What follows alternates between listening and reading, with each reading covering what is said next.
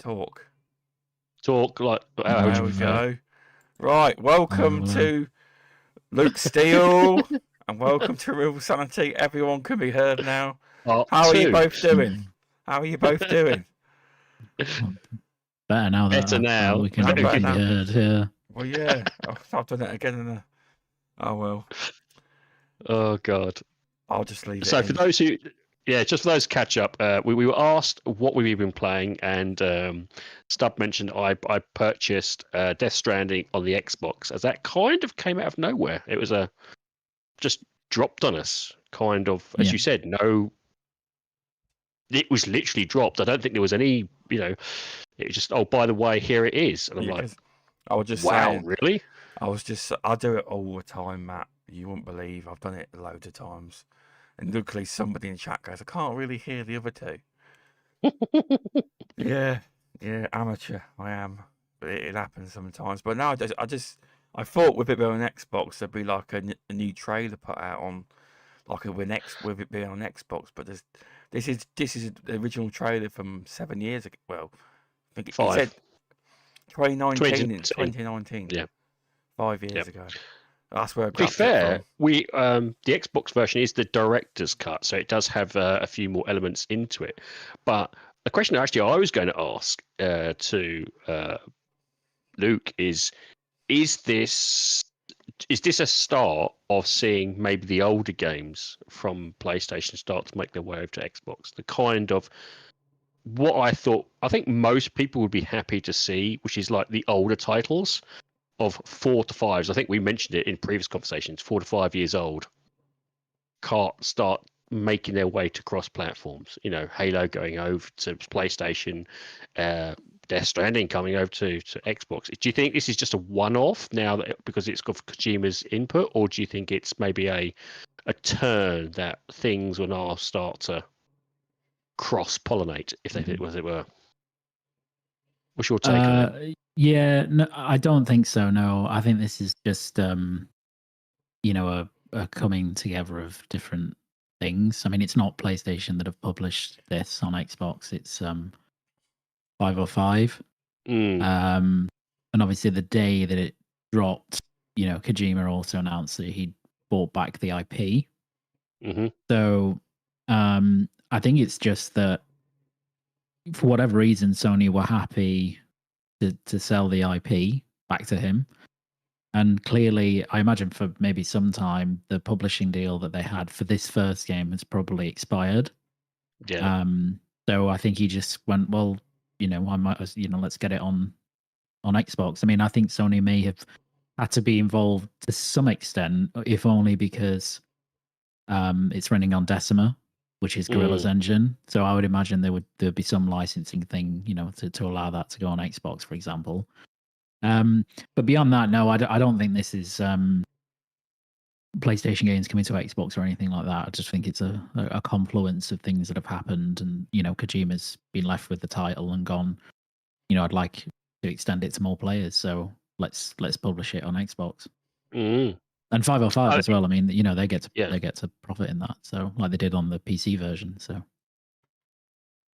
yeah, I guess I was a bit of a hope there that maybe that there was going to be a little bit of more of a crossover between it.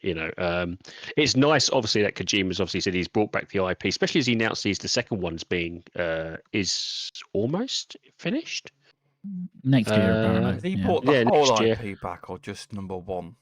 No, Kojima owns Death Stranding as an IP now. Yeah. So. Okay.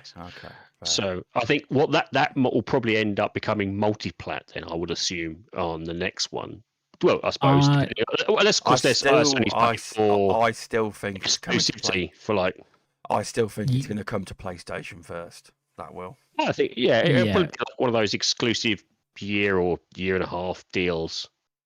I suspect. Yeah. I would. I mean, nobody really knows because all we know about the second one is that Sony are publishing it. So, Sony publishing it means that it's day one. It's PlayStation only, which is obvious. Doesn't mean that 505 can't publish it, say, a year and a half later, couldn't it? Well, it's really hard to tell. I don't know. When 505 published the PC version way back when, Yeah. Sony weren't publishing games on PC, so it sort of made sense that Kojima got another. The rights were only to publish on PlayStation. He got 505 games in, presumably. So to do do you that know on PC. if they're doing? We have no Is idea. it PC? We don't know if PCs. If Death Stranding 2 has gone to PC yet. No, it's only been announced for PlayStation 5. I will say one thing, so, Luke. When Death Stranding was first announced, am I correct that Kojima always said he wanted it to go to PC? Is that correct? Yes, no, that's correct. Yeah, so that was announced really, really early on, as you say, when the game was announced. It was spoken about that it would come to PC, but they were very coy about when that would be. Yeah. So the second game, it most definitely will come to PC, because even if Sony are publishing it on PC, they've shown that they will bring eventually all their games to PC, or the vast majority of them. Yeah. So that will definitely happen. As to whether it will come to Xbox, I don't know, because I don't know what the arrangement. Nobody knows what the arrangement is between Kojima and Sony. It might be something like, after 3 years and we've done everything, we published it on PS and we've published it on PC, then the publishing rights revert back to you, and you can do with what you want to. Yeah. So in that case, I would expect it to come to Xbox. So yeah. I think, in fairness, I'm happy with that. To be fair, you see, this is the thing. I don't mind games if like games that are being, like, I don't know, I wouldn't say discarded, but are no longer hitting their highs, to be transported over to other platforms. I generally have no problem with that, and I've for me, it's playing this was as a Kojima fan. So I am slightly biased. I've been really, really enjoying it, but then I kind of, I don't know about you. This is probably your perception of Kojima. For me, Kojima is more artist-like, in that a lot of his stuff has straight out influences or straight out nuances. Which you can pick up easily or you can't pick up. There's a lot of things there. He tries to tell stories that will influence society in some ways, or at least give you an insight to hidden meanings. And when I was playing the game, I kind of did a bit of research on it from previously, even down to the fact there is no dislikes on the Death Stranding. You can like something, like someone can put something down like a ladder, you can like it, but you can't dislike it. And it was there to try and showcase a way of basically positive approval. So it's like, there you was like, if you didn't like it, don't say anything. If you did like it, kind of, you can, if positive approval was something that kind of help along the lines of things, from subtleties to almost like you can't really engage with a lot of players, only online through this kind of effectively on this online system, to the nuances of spending yourself in solitude walking along this very beautiful sort of world. Yeah. From the fact of like talking about death and how it's a strand to every human being and how that connects us. He's very much, I would say, he's more artist than anything else, and I've always seen him as more of an artist sort of type. The trouble is, when you have that sort of character, it can be Marmite for a lot of people. Any artist's work is going to be Marmite, and so a lot of people don't like some of the games he plays, and some people just generally just absolutely hate it, and some people absolutely love it. So again, I'm kind of on the other side. I kind of generally like a lot of the stuff he does, because he likes to take risks, he likes to go with his gut, he likes to kind of do things that possibly other people haven't done before. And I've been a fan of his way back when he first started doing the very first sort of type games. So for this to come to the Xbox, I was absolutely stoked, and I'm just gently making my way through it, and I could understand the criticism of people saying it's a walking sim. But at the same time, I can see beyond that, if that makes sense. And I was just kind of engaging in terms of your thoughts. Is that how do you feel in terms of the gaming industry, I wouldn't say there are many game devs that are like that, where the No. craft is very much a kind of personal thing, isn't it, for the player? You either like Yeah. it or you dislike it. It's a very unique experience, isn't it? Yeah, I mean, Kojima's one of the only. I mean, there's maybe one or two others, but he's really one of the only gaming auteurs, effectively, which are is a term used in the film industry. You mean like a visionary, a luminary? Sort of, yeah. And or not, if you're an auteur and you make a film, it kind of means that you like, an example of someone is like Tarantino, where the influence of like a director is so pervasive on all of the film that you can't really. It's almost like the author of the film, like the full creator of it, and so Kojima's like one of the only gaming auteurs. There are many film auteurs, but he's probably one of the only the gaming ones. There's maybe a couple of others, like Ken Levine, for example, is quite like that, who made BioShock. Maybe Druckmann a little bit, but Kojima's like way out ahead of those in terms of his like influence on the final thing, because he's involved in like every aspect of the game as well, even down to like editing the trailers for it. He does that. Her team doesn't do that. He does it on his own. So yeah, I think he's one of the only ones that's like that. But I mean, you're right in that, like, even Tarantino, like, some people love Tarantino films. I love Tarantino films. Some people absolutely hate Tarantino films, and they'll never watch any Tarantino films because they just don't like his style. And so Kojima's very like that. You saw that when the game came out, that it's I think when it came out, out of every game that year, it got the most 10 out of 10s, but it also got like a bunch of 7s and 6s. So so like it isn't for it's definitely not for everyone. I would say it's a Walmart game. It's definitely a Walmart for sure game. But I think the core message of that game is actually, I mean, launching when it did as well, launching before COVID, it was actually very profound, because it was about bringing people together. We're too separated, we're too distant. We need to, Sam is the person who brings, the player is the person who's meant to bring people together. So it was a really good message at the time, and I think it's become people have started to look back on this game much more fondly than they did when it originally came out. And I've seen that through people who, funnily enough, tried it maybe on PlayStation back when, really bounced off it, and then have gone back to the game. Now it's come back on Xbox, and actually they're really enjoying it. So it's not for everyone, but it's definitely for me. And I think the thing I like about it is that it's I've said this before, but Kojima's like,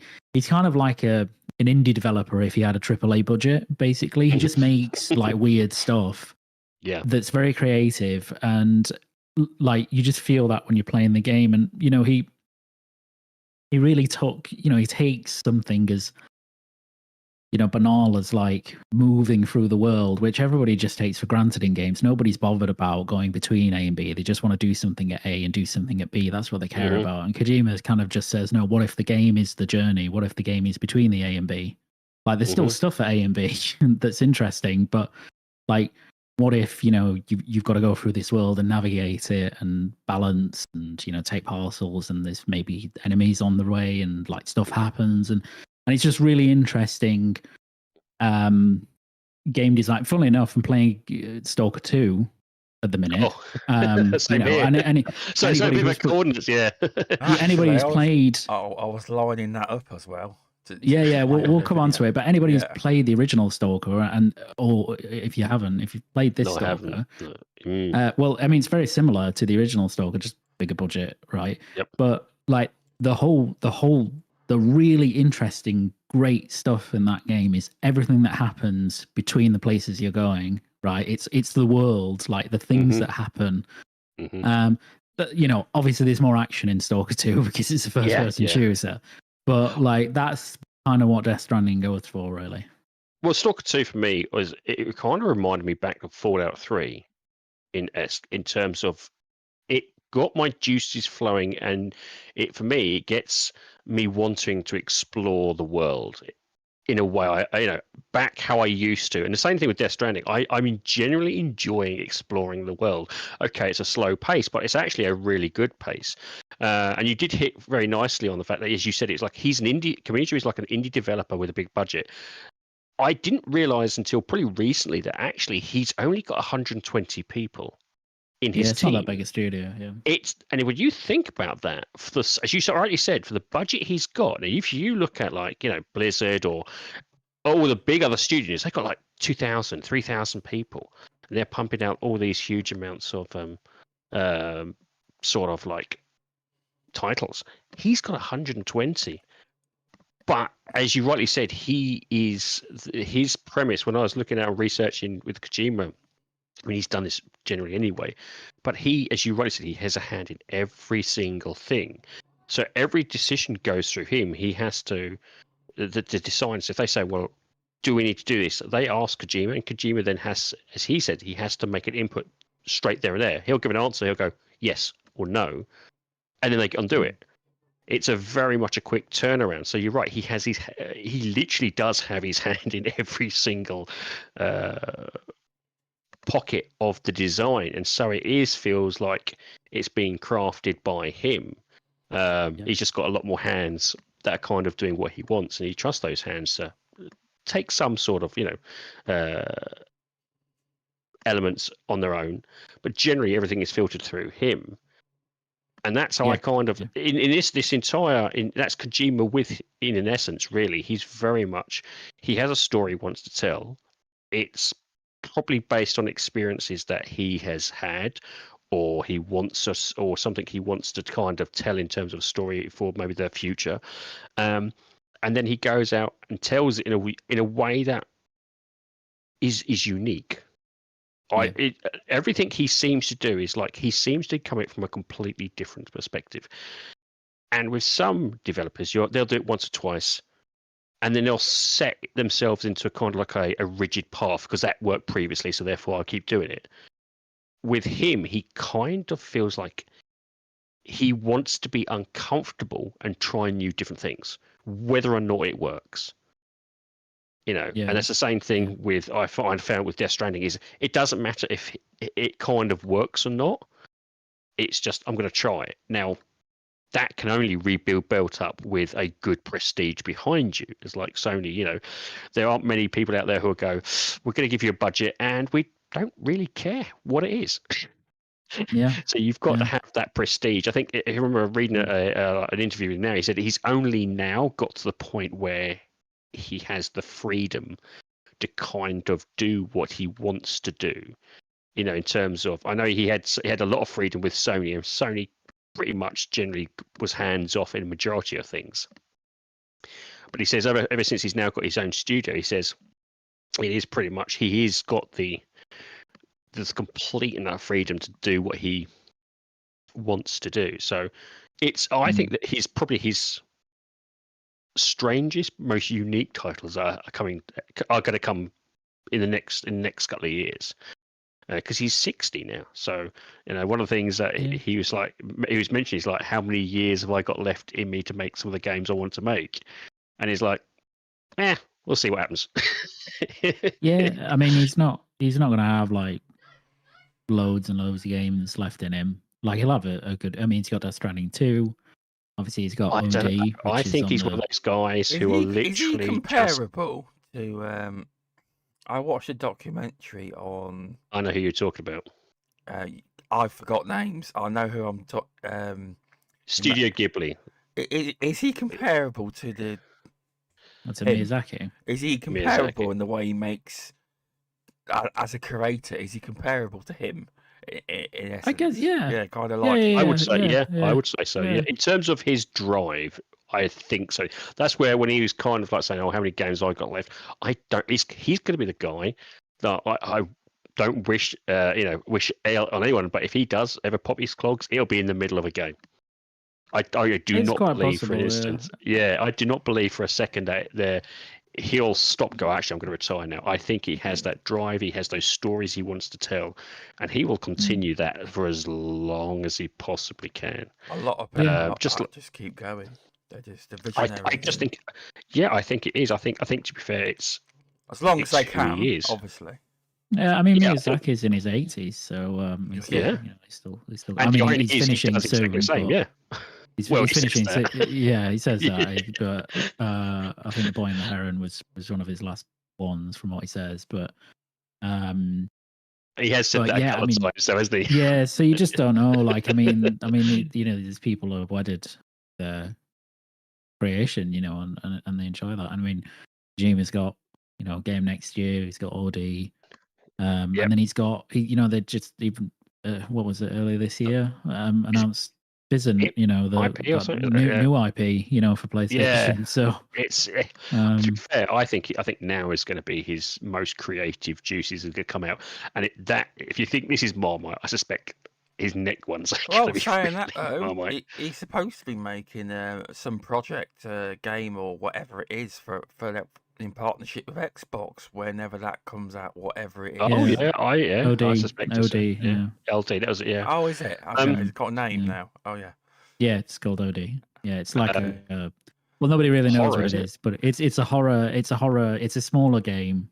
Like, it's a smaller thing. It's not Yeah. like Death Stranding There was a size. trailer for it where they're basically showing face Blood- captures, Oh, I bloody Yeah. missed this. and Probably it looks amazing. But of course, you don't know how that's been tied into the game. You don't know how to kind of work Yeah, it is. it's not. Nobody really knows what it is. Yeah, exactly. exactly. But jumping on to the point you mentioned, Stalker 2 is I found very much similar to this in terms of the fact that it's a little buggy in some cases, but my enjoyment of it kind of really brought me back to the old Fallout 3 days where you walked outside and you have no idea what's going on. It's a free-for-all. You have to survive. The HUD is bare back bones. You can actually turn the HUD off. And one of the good things about Stalker 2 is also you can turn off highlighted objects. So those pesky yellow stickers all over, over stuff that you can climb can be turned off as well. I was surprised, as I haven't played the original Stalker. And I've heard good things about it, but I've also heard when it first released, it was also quite heavily buggy. For me, you're right, it's going to place is the journey. Obviously, then there's at the place there could be something there, or it can't be something there, or something may happen, or the NPCs are. I generally found myself really enjoying the journey with it again, and the reason I kind of hark back to Fallout 3 is that was probably one of the only other games besides Skyrim at the time that was open worldish but felt fresh every time you traveled, if that makes sense. There was always something happening, whether it was scripted or non-scripted, or it was generally it's brought me back to that. And I to be honest, I'm trying to think of like what was close to this. And to be fair, I don't think even what was the one in space done by Starfield. Bethesda. Starfield. That didn't even hit me into that sort of feeling. Yeah, it's a weird way that Starfield felt more choreographed, if that's probably the wording I'm using, than Stalker 2 does. Yeah, I mean, Stalker 2 is very unique. Like, the original was, very, very unique in terms of its atmosphere and the feeling it gives you when you're going about. And obviously, it's not an RPG like Starfield or Fallout. Oh no, or it's not an whatever. RPG. But I was just talking like about the feeling. Yeah, the atmosphere. the feeling. But that feeling is very unique to Starfield because of the way that game is built and the experience they're trying to curate, which is like you kind of in this very dangerous world that's very big, and you are very vulnerable in it while you walk around, and so it's it's like you learn that survival FPS brilliant. effectively. So you really learn it on. I was surprised. I was actually surprised how brutal it is when you first meet one of those invisible jumpers. It's like Jesus Christ! I don't have I was like, I don't even have enough weapons. How the hell am I? It's like, they take I hundreds really of bullets. panicked until I finally found myself a shotgun. Because one of the things with Stalker is that you don't level up. You find armor and weapons that are more powerful. Now you can upgrade the armor and the weapons, and increase their damage in some cases, or increase the pockets, or increase the resistance. But it's what you find throughout the world. So you don't level up your character. It's basically you find items to make your character more resilient, and that's a much more realistic sort of way of looking at it, I think, isn't it? And this feels much more grounded in a much more, even though it's got that kind of, as you obviously with the anomalies, it's got those supernatural aspects, and you got monsters. Now, this feels much more of a grounded sort of situation. So it feels much more intense. And I think that's why I likened it to Fallout 3, because that also felt very similar in terms of the fact that it was felt at the time much more grounded in reality, even though it's not, if it makes sense. Yeah. It's just the feeling and the tenseness of it. It's like, oof, I can see I can see a mountain over there. If I go over there, God knows what's over there. And it's the same here. It's like I can see a hut over there, but what the hell's in between me and that hut? Yeah. it's like, oh my God, there's things over there that are trying to kill me. It is,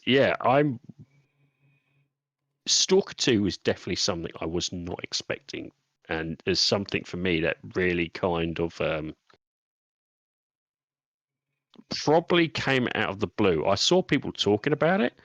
I saw people talking about the first one and how it was loved and it was beloved by a number of people, but it hadn't really clicked on my radar, if that makes sense. And it's definitely one of the games on Game Pass that I would probably say try it. 100% try it, because I think downloaded it. I have. Is there any reason why they haven't really mentioned Stalker 2? Is it because of what's going on in the world? Do you know what I mean? Who haven't mentioned it? Well, in terms of there's no Xbox trailers or anything on the channel or anything. Is it just I think that's just generally Xbox now, to be fair. Yeah, I mean, they promoted generally it aren't for really. a while, but just that you'd think there'd be a new launch little trailer, wouldn't you, for Game Pass or something? There's nothing. To be fair, I think they've just given up that now. I mean, you think about like the Games Pass trailers. What's the last ones they did? Halo. Gears of, not Gears of War. Sorry, Black Ops 6. But then that was Black Ops 6 was going across the whole. Every platform was getting Black Ops 6. Yeah, actually, there is a Pacific Game Pass Black Ops 6 trailer. There is. Oh, is there? I'll put it on now if you want to see it. There you go. It's just one of those. For me, it was just like it doesn't feel like Xbox is really caring about touting Game Pass that much. Maybe it's just me. I don't know about. Do you feel that, Luke? Am I just kind of just not probably picking up on it or not noticing? I think. I mean, they are, but like, I guess the problem is they just don't market it that much generally, do they? That's probably part of the issue. So they don't market that much anyway. They don't. I think if you want to see, to be honest, I think if you're going to see marketing now, it's through social media. It's never through ads on TV now. It's never through ads. I understand that. I just don't feel that even then that they put their best foot. I don't. But you don't have to spend money in this age now. Even though they've got a lot of money to spend, they don't seem to have the. Like, you'll get a lot of creators that will put out a lot of content. Like, do you know what I'm seeing? They don't. Exactly to that. Do you know what I'm seeing a lot more of? And this is happening with other brands. So, perfect example is branding. No, yeah. I just generally, I don't know if it's beauty or I don't know, beauty or sports. I'm seeing a lot more people use influencers as branding. And that really hasn't kicked off in the gaming market that much, in terms of like Xbox and maybe because they don't want to be tied down to a certain influencer, or they don't want to take the risk. Like, what's it called? Because the Sidemen are obviously very popular in the UK. They're the biggest YouTubers in the UK for like young people, and depends what you like. You don't know who they are, okay? Right. KSI, heard of KSI? Nope. You've not heard of KSI? I'm old. Do you honestly think I'm down with the kids? I bet Luke's heard of KSI, surely. Oh yeah. It's his group, and they're He's very, youngster. Yes, that's all right. they're very popular. And their agent was saying that now, because obviously KSI is involved with Logan Paul in Prime, they have seen a decline in fans supporting creators' brands now. They've seen a decline. They are in Is people. this person's? I have heard about something about Logan Paul and some Lunchley or Oh. some weird. Well, Logan Paul's brother fought Tyson, didn't they? Oh yeah.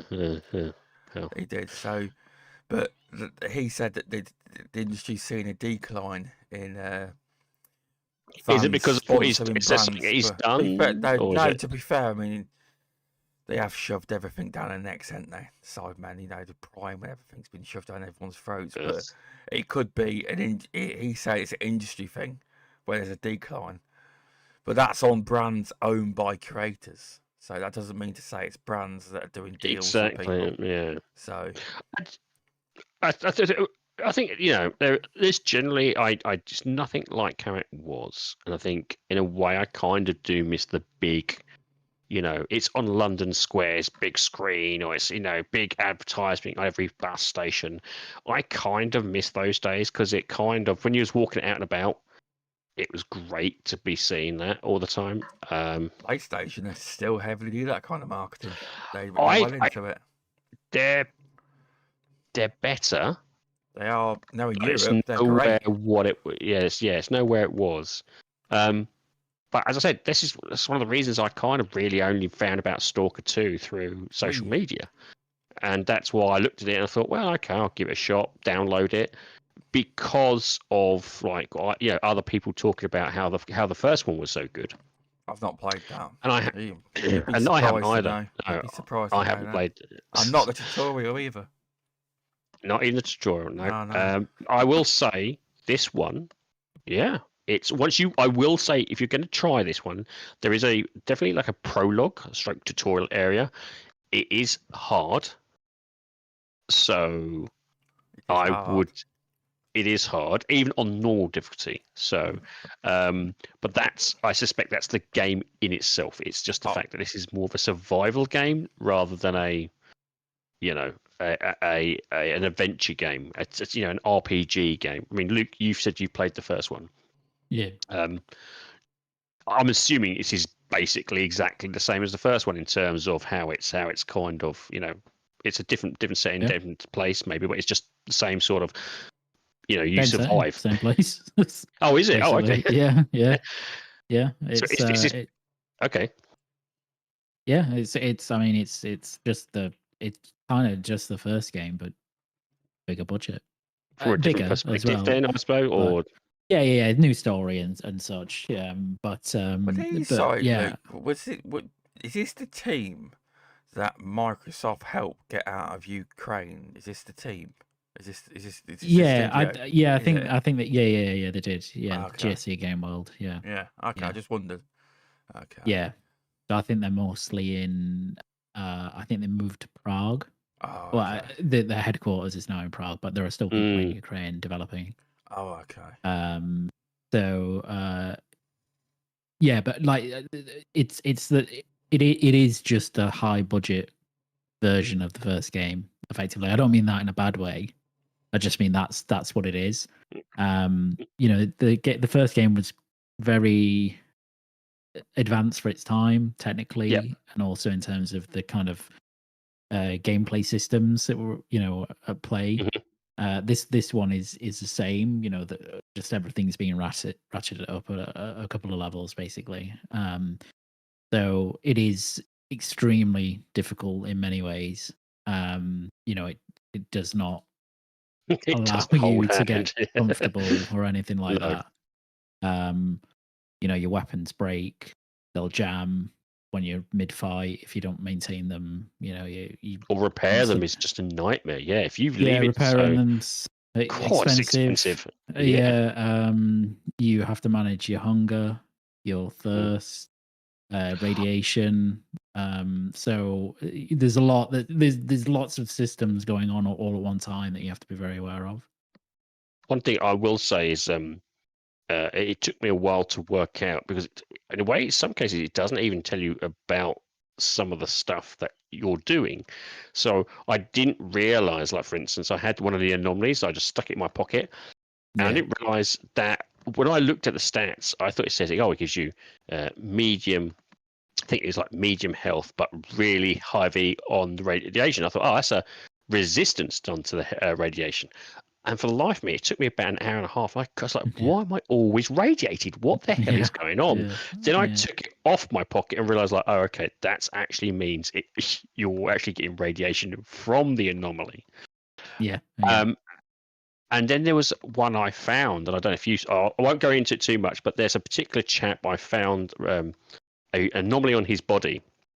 But only about half an hour earlier, I'd spoken to the medic, and in the medic he had a little one of these notes that was just lying around his room, and he particularly mentioned this particular anomaly that if you put it in your pocket, it would stop bleed damage. But of course, when you pick up the anomaly, it doesn't mention anything about that whatsoever. There's no indication at all that this will stop bleed damage if you put it on. But I found this piece of paper that was miles away that said exactly that. So it's almost as if some of these anomalies almost have like hidden abilities that you have to even search throughout the world. And so now I have this thing on. So if I get bled, I just quickly put the anomaly on, bleeding stops, and then I take it back again so I don't get radiated. But it's just like this one note was in a completely different place and position to where this anomaly was found. And it was just like, oh, by the way, I found this. And it's just like, and it was that sort of way of exploring the world. It's like you'll find things that will link to other things that are completely, not even linked to each other. It's like this piece of paper is talking about anomaly. It doesn't mention the guy. It doesn't mention anything about him. It's literally, you could miss this guy, completely miss this guy. You would, and still not know about it. If you found this piece of paper, or the other way around, you could get this anomaly and not get this piece of paper, and you wouldn't know that it had like a secret hidden ability.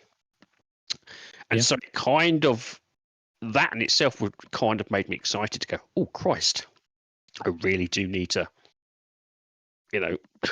look up and look more around the actual area a bit more. Is that sort of, that's the thing I don't see much more of. It's the way I kind of describe it, it's not hand holding you. I think there's a long-winded way to kind of get round to that, Daz. But it was more like this game here doesn't handhold you in any shape or form. Yeah, it doesn't say. Get it. It was an example to try and explain how this game really does not handhold in any shape or form. It really expects you to do and figure things out. It's like, I tell you, there's a world. Indie game would like that. He loves games where he doesn't hold your hand. It might be up his street. He might play it. You never know. He might give it a go. It's almost brutal in its way how it doesn't tell you anything. It's literally, it gives you the bare minimum and then goes, figure it out for yourself. And I mean, I don't know if the first one was like that, Luke, but I'm assuming it is. As you said, it's kind of ramped up. Yeah, but that is refreshing. It's just, I think, coming from a game that feels safe, if that makes sense. Gaming today feels a little safe in terms of what they're designing. And so in a way, I'm now leaning towards more of, back in the 2000s and 2010s, it felt experimental. It feels like at the moment we're going for a bit of a safe patch. So these games here they have fear because from what I heard, not so much in games, but I heard in movies. I don't know what director it was or who I heard it of. I can't remember. But apparently, even good directors, basically, if you want to get a film made, you've got to rehash old ideas or have an established franchise. They're not really interested in new IP because it's too high risk. It was the same could be in gaming. It was an actor actually. He was talking about it, and it may have been that then. Who's the guy? Who's the meme where he's just sitting outside smoking? He looks absolutely pissed off. Oh, can't think of his name. He was Oh, Jenny of the Block's ex-husband now, because they've split up. Ben Affleck, and he was talking about how how movies are struggling to get made and how they're having issues with, and he mentioned it actually. It may be a bit of that in gaming too, maybe. I don't know. I think for me, this is why I like the indie games. They're not constrained to that, so they're more willing to kind of do something that might offend, or do something that might, a little bit more risque. It feels a bit more risky. It feels a little bit more raw. Where the bigger games, I've just felt it's kind of like it's safe in a way. It's not willing to risk it, and that's why I kind of am drawn to like people like Hideo Kojima, because he's unwilling to do that. He's willing to go, do you know what? Let's build something, try something out that may not work, that may not be sell. Let's just do it anyway. I'm kind of missing that, and definitely Stalker 2 and Death Stranding, they've hit that itch for me. Definitely hit that itch. And I'm sure a lot of the indie games now I really like. They're exactly the same. They scratch the itch of it being a little bit more raw, a little bit more realistic. And in a way, this is probably controversial to say, it's not for modern audiences. That term's kind of for me, it's put the heckles up the back of my neck. It's like, oh god, it feels modern audiences is kind of feels like a bit of like dumbed down in some cases. It's like, oh no, don't please. I don't know about if you're the same, Luke, or you're kind of you've got a different way of feeling about it in terms of your experience in the last couple of years with sort of gaming. Do you think it's a little bit safe, or am I just talking my arse? No, I think I get what you mean in that, like, a lot of games mechanically are,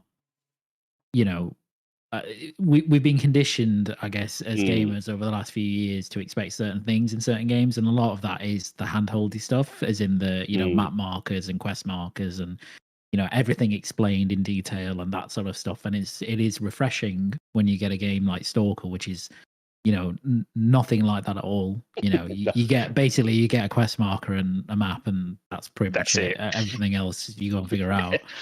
So that is nice. I don't think I'd want every game to be like that, but like there's a place for these games, ones like Stalker 2 that are they're unforgiving, because it can be it's nice to be challenged sometimes, rather than opening up Assassin's Creed Valhalla and just do you think then maybe knowing it's exactly what to do and where to go? Looking through nostalgia lenses, I suppose when we was back in the 2010s, even like the 2000s, they were they felt like they were still experimenting in a degree.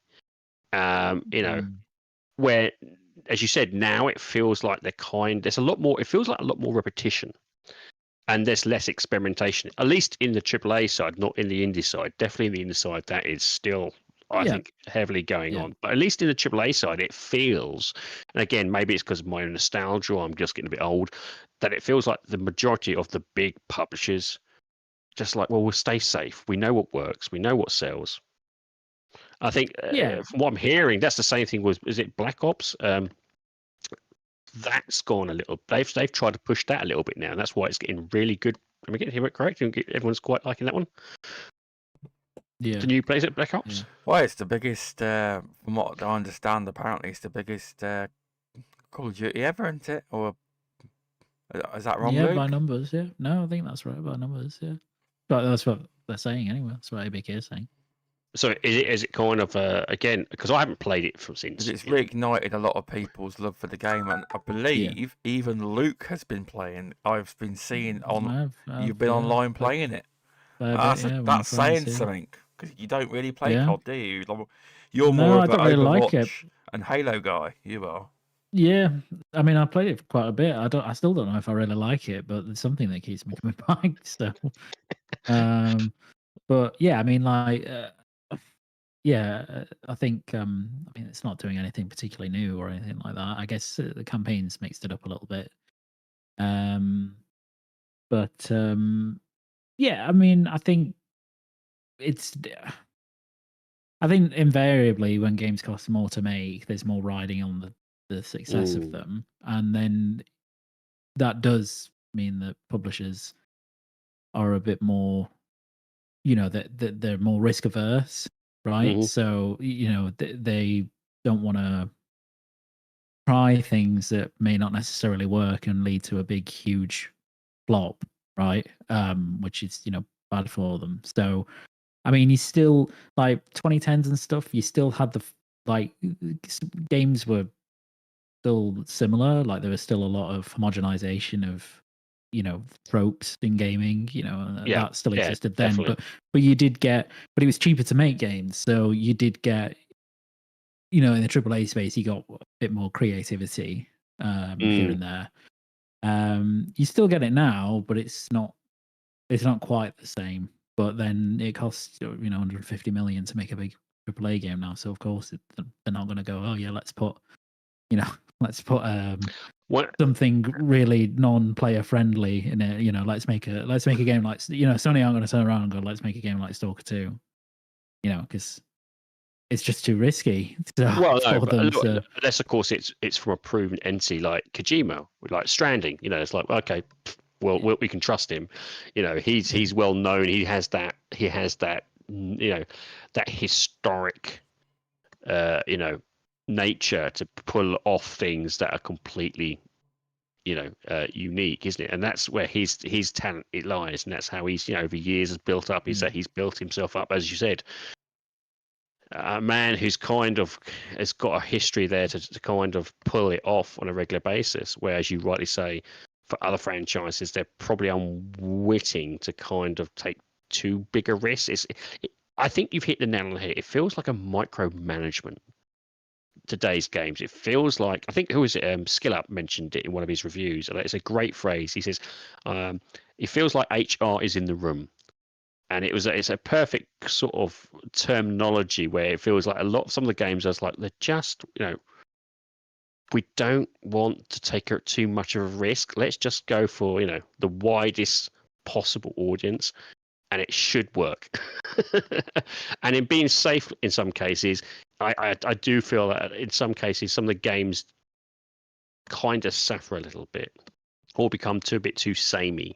And so the repetition starts to kind of sink in. And you're right, as you said, with these huge budgets that now, they're kind of unwilling to kind of push the boundaries a little bit. And so I suppose the question I'm going to ask next is, should bigger budgets kind of come down a bit to try and recapture the kind of expression to kind of push the boundaries still? Do you think we kind of say, actually no, we should really kind of let's try and kind of do more with less, if that makes sense? Yeah. I mean, yes. I mean, probably like developers should try and. Loaded question there, didn't I? Yeah, I mean, I think publishers probably try and diversify the type of stuff that they make, so they make a range of, high budget, mid budget, low budget games. But in some cases, it's almost like a blending of the genres. Oh, you like first person? Well, then clearly, let's add in platforming. Let's add in RPG. Let's add in isometric. Puzzle solving. Let's just put it in there so we hit almost everybody. Where maybe like a franchise is only traditionally as a first-person shooter. They kind of seem to be trying to widen their net as possible, but in some cases, in doing so, are kind of alienating their core. If this is from like a existing franchise I'm talking about here, not new franchises, but it almost like they're kind of alienating their core franchises. And so when a new franchise comes along, it's almost like, well, let's try and do the same thing again. Let's take that template and move it to a new franchise where it'll be just, as wide a net as possible.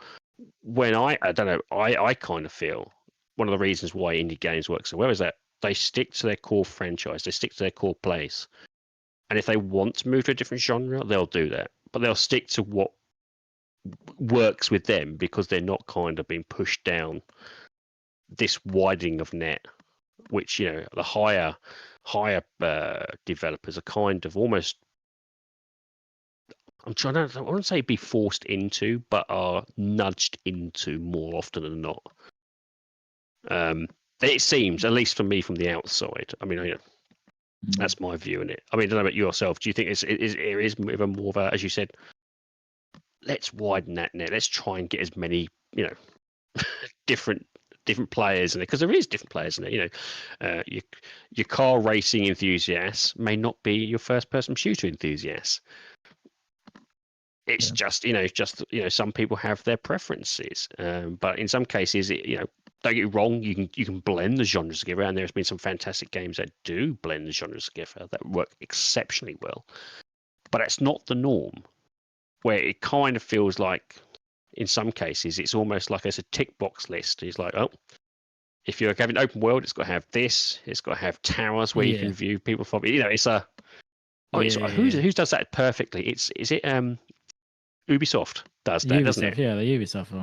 Yeah, the Ubisoft checklist. It feels like that, though, isn't it? Again, so I'm just kind of. That's why I was like, Stalker 2 doesn't feel like anything like that, and that's why I think it's hit down so often, which is a bit of a weird one, because I suppose, when did Stalker 1 come out? Oh, many years ago. What, I was 2004, 2002, something like that. So that's a perfect example. 2004.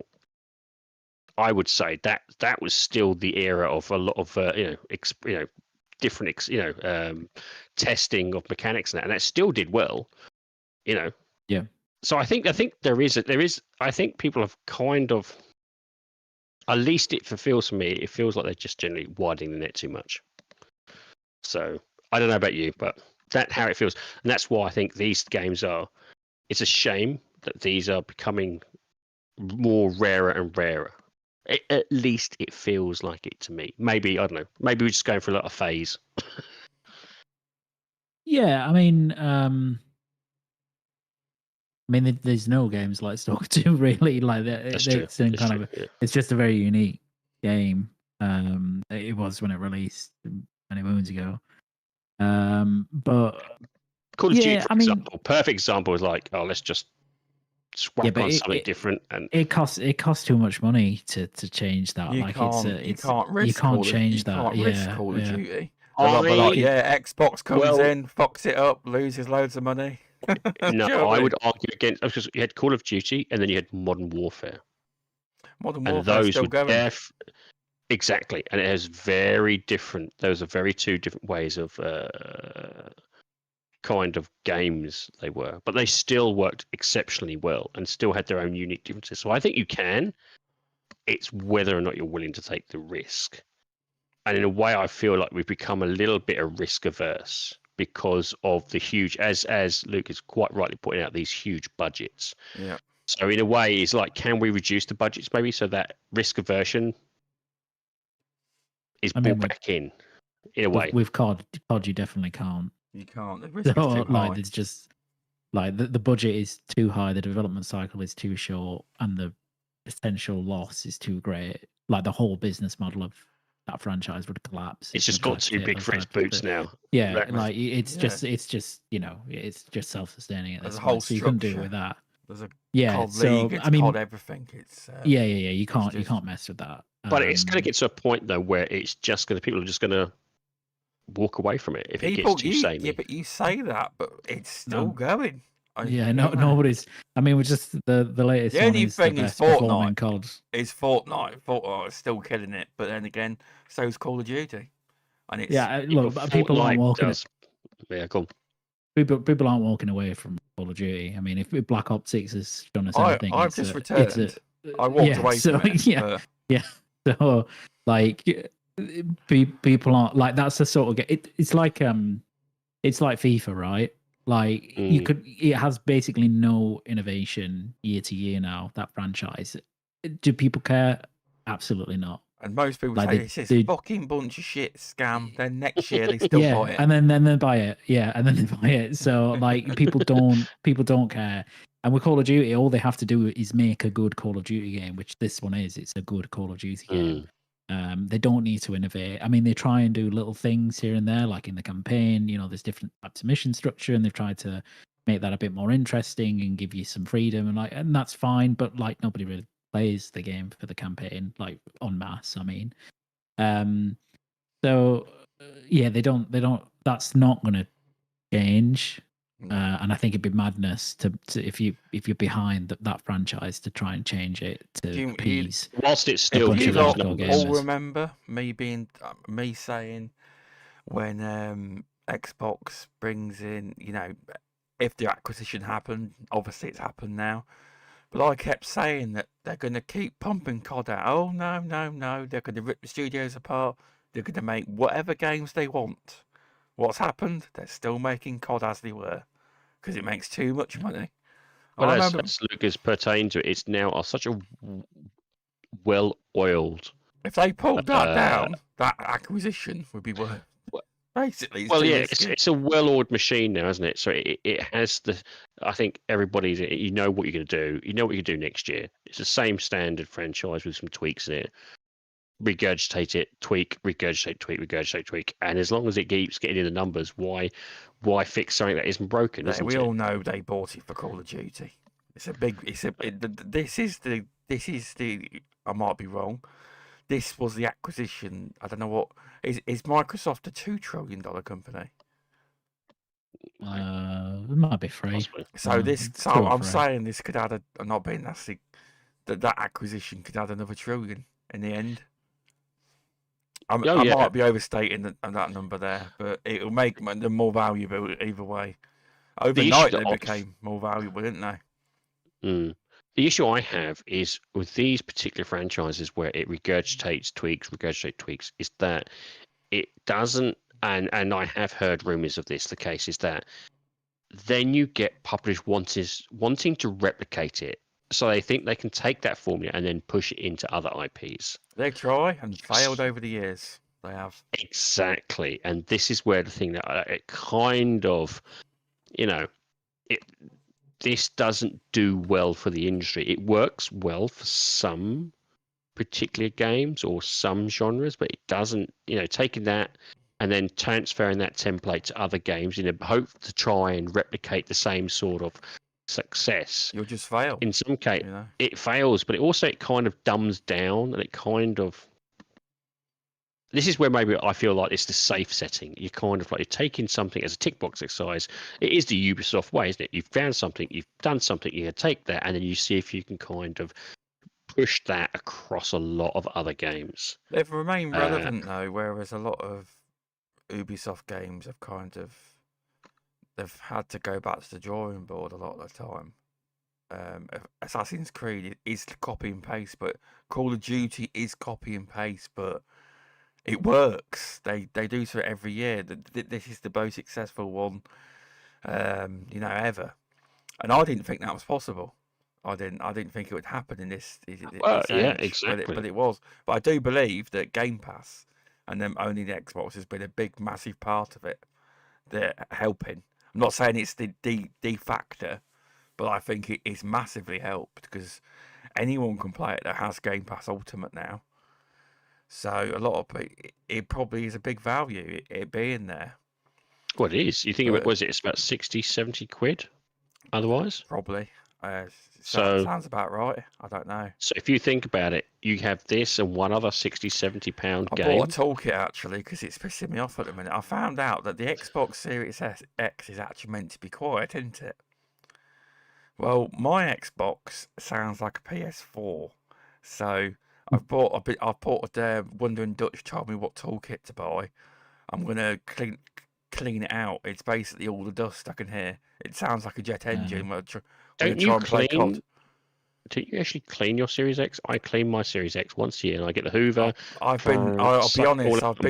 I've been quite scared to do it, and I'm gonna have to do it, or it might break. I've been scared, but I've looked at loads of videos. It does look fairly simple. It really does. Well, I just where the holes are at the bottom, at the side, and at the top. I just basically use the Hoover on each of those. I do that. That's not enough. I need the actual. I need to get in there. I do know there's dust because you can hear it.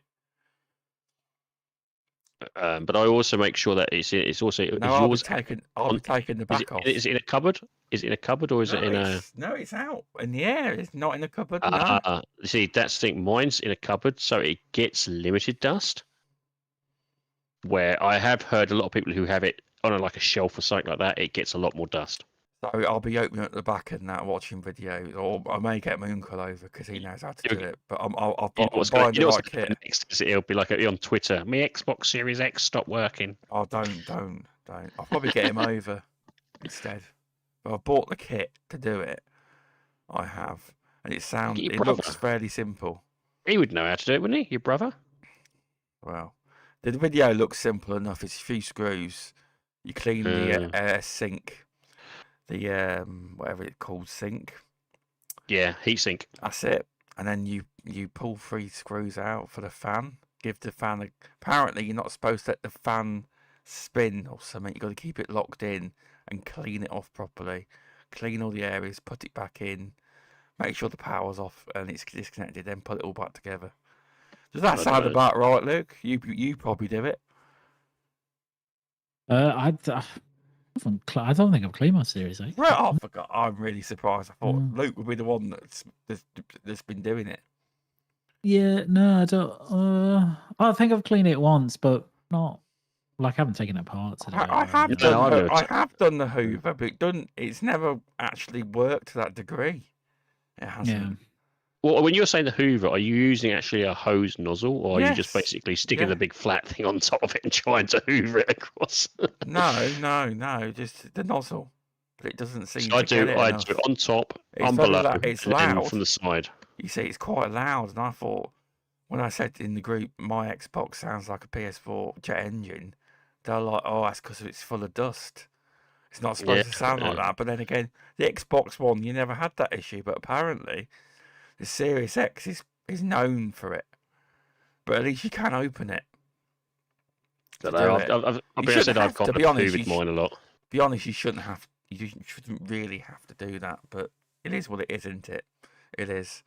Well, I don't know. The PS4. I was at the PS4. You have to take off the side to put in an SSD. So yeah, that's fair enough. Look at PC. PCs you take off the sides to put in USSDs. I think it's getting to the point now where you will have some sort of. It's at the top basically. The fan is, and you just pull it out. Yeah, I think there is. It can't. It's not. I'll just do it all very slowly. Exactly. A bit like PC maintenance. I think more consoles will become. Got a good point of that. I need to have a look at my PC, see if it needs a clean. I can pull that off really easy, but why do I feel? I think you need to have a chat with Luke about this because I know what you're like. What does this wire do? Yank. What's this big white thing that's got glue all over it? I can see inside. Yank. To be fair, it looks fairly clean because I can see straight inside it. So it does look fairly clean. But I tell you what, we can move on to WASD. What do you reckon about WASD being cancelled? And do you think EGX is next?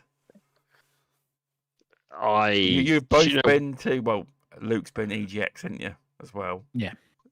Yeah. I went there back from many years. I went to EGX from the early days, and I've always said the same thing. If it's not supported, it will go the way of the dodo. And I have noticed that throughout the more recent years, even after COVID, it just wasn't supported as it used to be. Hold on. Shout out to Billy in chat. How you doing, mate? It's my gym buddy. He's a nice guy down the gym. He supports my content. Keep him well trained. That's what it is, isn't it? Push that rep. He's a good guy. So thanks for coming and watching. You didn't have to, but we're going to have a podcast soon with him on. But it has to be a weekend. But he's very much a Dark Souls guy. He likes Elden Ring and games like that. VJ. Yeah, he loves games like that. But sorry, carry on. I just noticed he's come in chat. Also, Scott has jumped into chat since I've last looked. Thanks for popping in, mate. But there we go. Sorry, carry on, Removeable. You got me. Where was I? WASD, you were saying WASD EGX. You used to go to all of them. Well, I said, yeah, I've been to the EGX since it was. I was more leaning to EGX going the way of the Dodo because of I remember like when it was at its peak. So I remember how it was, all the big platforms were there. It was big showcases. It was huge events, huge prizes. It was literally made out to be the top tier UK premier gaming event of the time, and it got advertised left, right, and centre. And that has slowly kind of dissipated. People say COVID kind of pushed it to the edge. I think it was on its way out prior to then. It just COVID kind of got it there a lot quicker. WASD, I am surprised about because the event person who took it over from EGX Resd wanted to kind of keep it on board where indie games had a individual event. And from what I'm hearing about WASD, it's to do more with the fact that it's the cost of the venue Well, it's London, than isn't anything it? else. Start with. Yeah. So the venue itself was actually, it's one of the things I actually praised about it was that it's literally just straight out of Liverpool Street. It's called Brewery House. It is so close there. It's really central, really easy to get to. But thinking about it now, it's probably cost a fortune. It probably really does cost a fortune. And reading from the guy's Twitter posts was that they just couldn't keep up with the costs. Costs were. I'll be honest. I mean, I'm just guessing. You're looking at easy 10 grand a day. I could be wrong. Easy. Well, it's over 3 days, so it's Friday, so it's Thursday, Friday, Saturday. I'm just guessing on London prices.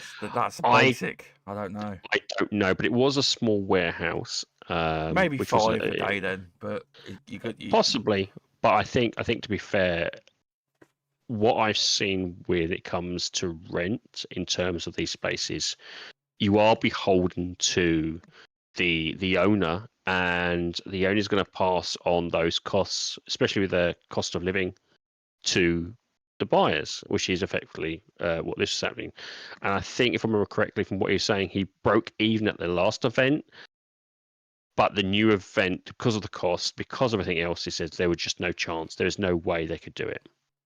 So I'm hoping that, a bit like how WASD kind of was the resurgence of the EGX Resd, I'm hoping something will take on board WASD and it will continue, because that was actually starting to get more and more people going to it. It was becoming bigger and bigger, and I think it would have kept on going if it hadn't been the costs of this venue, where, like EGX, because it's such a huge thing and so many big publishers have pulled out of it and big developers have pulled out of it, it was actually getting less and less. So it's like almost like the opposite. You had the indie of small event that was getting bigger, but but from what it sounds was scrapped due to the actual venue costs, where venue costs isn't a bit of a problem for the EGX, but the numbers were. People were just basically not turning up to it. And this year, I didn't actually manage to go because I had family elements to deal with. But I was already skeptical when we were hearing about the games that are being announced. It was almost as apparently from what I'm hearing from friends, it was barely any games there at all. From what, like, I obviously listened to the LOD perspective guys. What they were saying of EGX was basically there was a hall full of stalls, and then basically if you kept walking along, the stalls repeated themselves with the same kind of stuff being sold. It was mainly they'd take anyone that was willing to sell stuff. It was basically merchandise then.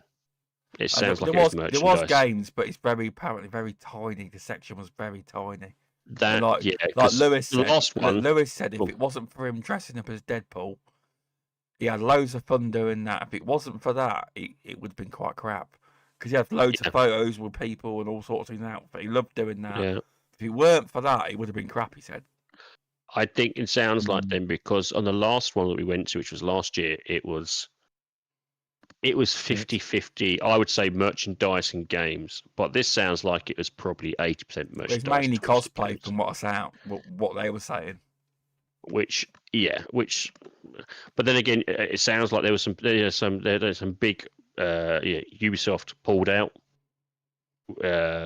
So there were, I think that was the last one. I think Nintendo and Sega were still there, but yeah, I think that was just them. Oh, Which that's it's really bad. So I suppose it all depends on numbers, isn't it? Did they get the tickets numbers up enough to keep it continuing, or has it died a death? And you won't know until probably June next year. Or if they come out in January or February and say, actually, sorry, this year we're not going to do it. I mean, as I said, the WASD one, reading the guy's post, was due to venue costs was the biggest issue. It was just, he was basically footing the bill. There wasn't really much profit he was making out of it. No, I can get that. That's why you need big games. You need the big boys to be there. You do. Yeah, and to be fair, they were starting to kind of bleed into that. There was, whilst there was, it is more indie focused, there was some of the bigger brands that started to make their way over. So that was offsetting his costs in somewhat. But I think the spike of costs this year kind of just basically killed it. Unfortunately, and there's nothing you can do about that. If you're that tight a margin when you're a small event, things like that outside of your control can basically kill an event very quickly. For the bigger ones like EGX, I think it's going to be just sheer based of interest, numbers, and tickets. Well, apparently there was a survey sent out for people that went, and they were asking like, "What do you want to see?" And obviously they filled out, "We want some bloody games. We want games." Yeah, they did, but they gave good feedback. But it obviously would have been very negative because it was basically MCM. Is it SCM? MCM? How do you say it? MCM. MCM. Yeah. What's Luke's thoughts on it then? Which one? On the subject of well, both really. I mean, yeah. I mean, EGX, I think that has a slightly better chance of still being around, if only because they've tied your EGX ticket in now with your Comic-Con ticket. So, like, people are, you're not buying an EGX ticket anymore. Effectively, you're buying a Comic-Con ticket that gets you access to EGX. So they may keep that around for a little bit to see how they go. I didn't go to the one last year. I went to the this year. I went to the one last year, and to be honest, it was super poor. Like it was I enjoyed meeting people was the best bit, but as an event, a gaming event, I thought it was atrocious. It was really bad. It was it's like it was a really big area. The whole Stuff into it. with not really much in there, like some bits, but not much, and a lot of the stuff was just crap. Like I would say maybe a third of the whole place was taken up by like retro game play areas, or like wasn't it? Yeah, or like LAN play areas. So just places to come in and play games basically. Okay. So and then the rest of it, Sega had the biggest presence in terms of like they had a proper booth, like a booth of old, and I think Persona 3 Reload was there, and Yakuza was there. Yeah. So they committed to it, but then like it was just madness. You had Ubisoft were there technically, showing off Prince of Persia, and for the life of me, on the first and second days, I could not figure out where they were because I was looking on the map and I was like, I don't understand where these guys are. And they were in fact right near the front of the event, on an area that basically had no display effectively to let you know that Prince of Persia was actually there, and they were demoing it on Switch. Yeah, Which is that's just true. like, it's just bonkers. Yeah. Like, they could not give less of a shit about being there. Like, I think they were just there because we forgot we signed up to be there. So it doesn't, like, that event was terrible. It was terrible. It was for the money that you pay for those events and for tickets. Strangely it was awful. That size of for Prince of Persia was exactly the same size they did in WASD. So it hits exactly. They had it was like a 3-stall like kind of just area they threw in one side. It worked perfectly well for WASD, but as you rightly said, it was just like this small little hidden area. Yeah, it was very, which is like triple the size or quadruple the size. It's like, what the hell? Yeah, it was very bizarre. It just was not good at all. And like I've been to I went to EGX before it was EGX, when it was something called GameStars Live at the XL Center way back when. And I remember going there, and for the life of me I can't remember what year this was. But I think it's 2004. No, this is way back. This is like well before it became EGX. And they had the game. You on about when it was actually called Eurogamer? No, it wasn't. It wasn't Eurogamer. It was before Eurogamer. Oh, okay. It was called GameStar. Was it 1997 to 2005 that ran? It may have been, yeah. It may have been something like that. But yeah, and I mean that had. I remember going there and playing like Halo 2 before it released, and they had a big. They had a bit like it was so big that they had like the queue for Warhog, didn't they? If I remember correctly, just sitting outside. Yeah, they had like that's how it was. They had huge displays. Yeah, that just sold it to you. Yeah, so they replicated like one of the marine bases basically on Zanzibar, which is one of the Halo 2 maps, and they had like a sand trail leading up to it. So it's like a really big deal. I remember I wasn't old enough, annoyingly, but they had Doom 3 before it released. They had a big section cut away for that in the middle of the show floor. Like, they had all this sort of stuff. And then I went to EGX, I think in 2011 or so, 2010.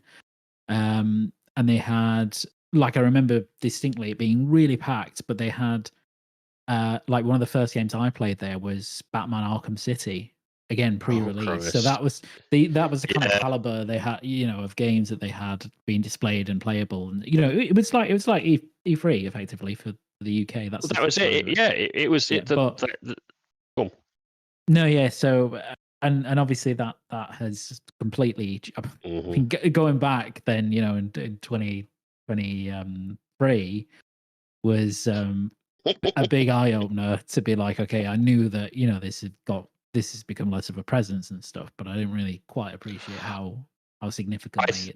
In fairness, up to about 2017, those big sets and big piecemeal stages, effectively, they were there when Xbox and PlayStation was there. They were still pumping those big sets out. And then kind of when Xbox and PlayStation went, can't be bothered. It just felt like the soul had been sucked out of it. The presence wasn't there. It's like, well, and I think in a way it's like, well, if they're not going to, the other platforms like Nintendo's like, why should we? Because they, as you rightly said, the sets themselves were just amazing. I'm trying to think of what was the place in, was it Theatre Dome or London in London? What was the one that was like had the big arcade with Sega and that and all of them? It was in it was in London. Yeah, I remember. I know what you're talking about. It's exactly got Theatre Dome or something Dome, and it's like these events. When you went there, you felt like it was an event. You felt like it was the UK version of Gamescom. It was huge. You had huge, big set pieces. As I said, like I remember seeing the Warthog there, a fully Warthog, which you could climb over, sit in, and just take pictures with the guns. And you had guys fully dressed up as Spartans and the Covenant. These were big events, the showcases, the stardoms. You had almost like had stars even turn up there. So when I say stars, it's like sometimes you like gaming stars, or even sometimes it's the odd actor that would just turn up there. These made you want to be there. They were in your calendar. Like, I need to be here no matter what. And then it kind of just died. It really just the enthusiasm. And I think, ironically, it was the moment Xbox and PlayStation just went, meh, we're going to save money. Yeah. And Pretty because much. that, yeah, because it was strange, because literally I think I remember like 2017, they were still doing these really lovely big boos. They were throwing stuff and giving you huge giveaways, like people were getting the latest console still. And then, as you saw, it was just like 3 or 4 booths, maybe a big one to showcase off, 20 PlayStations to show off a particular game, but there's no wow factor was there? There's no. It just, do you mind? I'm going to sound a bit crass. It sounded like it just basically looked like a more technical version of a boot sale. You go into a boot sale and it's like, oh, there's loads of different stalls here, but it's not much here. You just wander around, pick up a bargain, and bugger off. And it felt like that, unfortunately. But I had hopes that I thought at least if they saw value in people going to it, they would come back. I thought the big players would come back because they go, oh yes, there's money to be made here. But I don't. After this year's, I don't think it is. I think what we saw last year, apparently from listening to the LOD, half that, and that's what you got this year. Which, I mean, it was bad last year, so you can imagine how bad it was this year. A lot of people were saying not worth the money, not worth it. The main thing what people were saying was the only enjoyable bit was meeting up with people socially. Really? Well, that's it. It is. Much, but it's not worth spending that money to do that. Like, frankly, like you just go to a few of the LOD did say that. So... He said, because one of them comes from near me. He lives Leicester way, and he said that it was crap. It was great meeting up with LOD guys because they all had a photo together. It's the first time they've met up all together, and it was great. But as a show, it was crap. Yeah. It's just, you might as well save your money. All agree to meet somewhere the same weekend. So, and just do it that way. You'll probably have more. You'll be more fun, and you'll have more cash in your pocket. Yeah, exactly. So I don't think, unless you want to go to Comic-Con now, like if you want to go to Comic-Con as well, then fair enough. Like, go and do that, and you can join into EGAs. Yeah. But that was the thing. I thought it was going to win because I thought, because as someone who likes comics as well, I thought, great, I'm now getting more value for money. But in a way, it sounds like, from what listening to the LOD, is like, yes, I got more value for money for the Comic-Con, so I can go in and buy the comics. I'd have to spend another second trip or round trip to go down and spend a fortune traveling there. But it's almost, it comes at the cost of the gaming EGX side. It's almost like, well, we don't have to try as much with the games because we've got the Comic-Con side here. It's like, no, you have to try even harder, to provide value of money. If you're just going to, let the Comic-Con side of thing and rest on your laurels with a few gaming stations, you got what you basically got, which sounds like it was just a poor man's version of both, to be fair. Yeah. So I mean, WASD, I mean, maybe it'll come back. Probably won't. I just don't think there's really the market for it anymore. You've just got, a couple of big conventions across the world that are still going, and that's pretty much it. I think audience interest in this stuff has largely dwindled, apart from those big events like Gamescom. And also publishers and developers just aren't that interested in them because they just cost a lot of money for not that much space. And I think they think that it can be just more effective doing other things with that money. Like, it's more efficient to use that money elsewhere, basically. So. I had a chat with some of the indie developers there. They did say showcasing their games off at events like this was quite expensive because, first, you said you got to try and hire a slot within the hall, the event itself. Then you've got the cost of bringing down all the equipment. Then you've got the cost of staying overnight. and then you all drag it all back again. So I said it is quite an expensive event to do. They did enjoy doing it because what it meant was they did get face-to-face value to effectively their player base. So that gave them one developer said to me, he said, it's great because I can get people to beta test my game cheekily enough. It's like, and I also get to speak to you as well, and so you can tell me what you hate and what you don't like straight away. So I don't have to, obviously I'm going to get someone to hire someone to beta test it, but it says it's actually quite good to have, more than just one person and get their opinion on it. So he said that it was good in that respect. But you're right, there is a cost there to kind of deal with it. For me, it was from when it first started to kind of the last one that went. There were more people turning up to it. I just think it's one of those things that it's like, I think we are becoming less and less, and it's a shame really, less and less what I call physical orientated. When was the last time you went out to a pub? Probably quite a while ago. When was the last time you went down to shops Luke, to go for shops? Yeah, I don't imagine with Luke it would have been a while ago. Oh, do you know what I'm saying is we are seen to be kind of some people what I'm saying is we are seen to be we do seem to be spending more time at home rather than socializing out. I didn't mean you were alcoholic, Luke. I just meant you go for you go for a lot of restaurant meals, etc. Don't you? Yeah. I got. Yeah, I don't mean I got a lot of business, like BD stuff and yeah. I'm just saying. In general, there isn't many people who go out a lot now. From what I've seen, it's just generally, it's very few people. That's why one of the high streets are starting to die up so much. Is that because we're not going out and, spending time in them.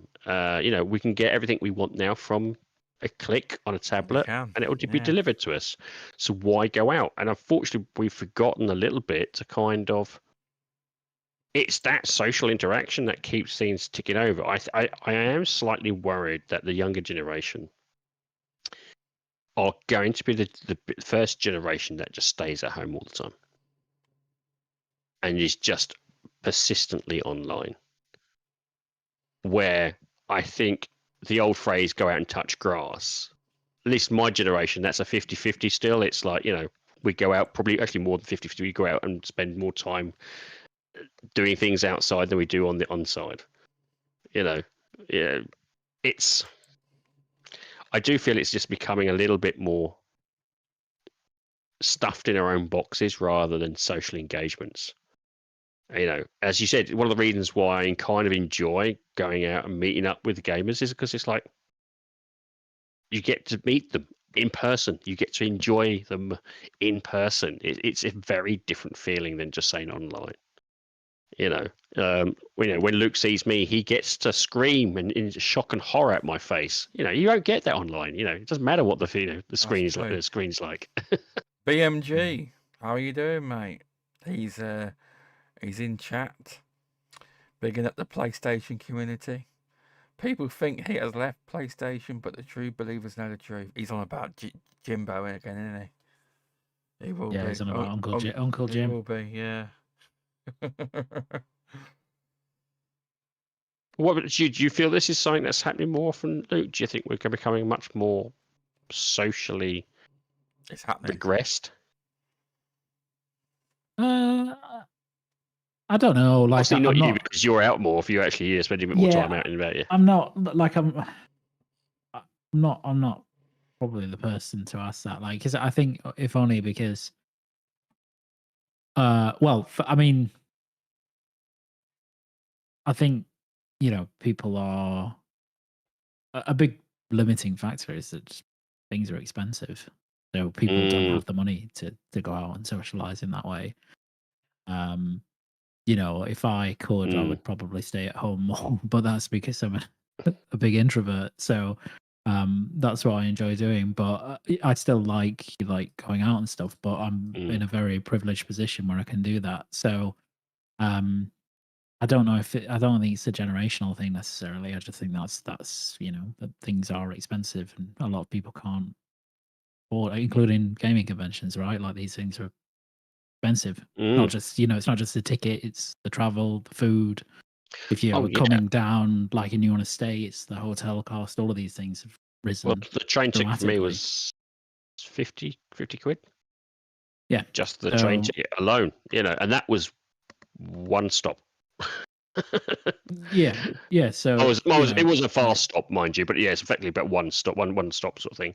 So yeah, it was like, Jesus, that's expensive. So yeah, you're right. If you're going from like where Stubz is, it's probably going to cost you about 150 quid or something like that. Much. I ain't much far. I'm actually closer to London than you are. Actually, No, you're not. From No, you're Peterborough, not. you get on the train from Peterborough. It's half an hour. Then it's 40... I'm near Cambridge. Oh yeah. Yes. So yeah, you'd be but to be fair though, Cambridge, yeah, you're a bit further along than me. You are. You are. What I used to do is my parents lived near to Stansted Airport, so I'd jump on there. The Stansted Airport train line, the one that has like 2 carriages most of the time, exactly. 3, goes from Just Stansted to Birmingham all day long. And it's like you're lucky if there's 4 carriages sometimes. You are. I've not been on train in a long time, but I see it going through Oakham. It's never changed. It's never, even at Christmas, it's not. They don't put on like 7, 8 carriages of people going shopping. I think we've hit a bit of a we've found Stubbs's rent. Not really. It's only 3 carriages. It's always been that way. It's always been that way though. It has. But, that's because you don't want to go down south. Who wants to go down south, eh? Well, the thing is, when was the last time you went to London? London, it was when I was trying to think, because I went to London for a few years. Because we've tried to get you to meet up for years, and it hasn't happened.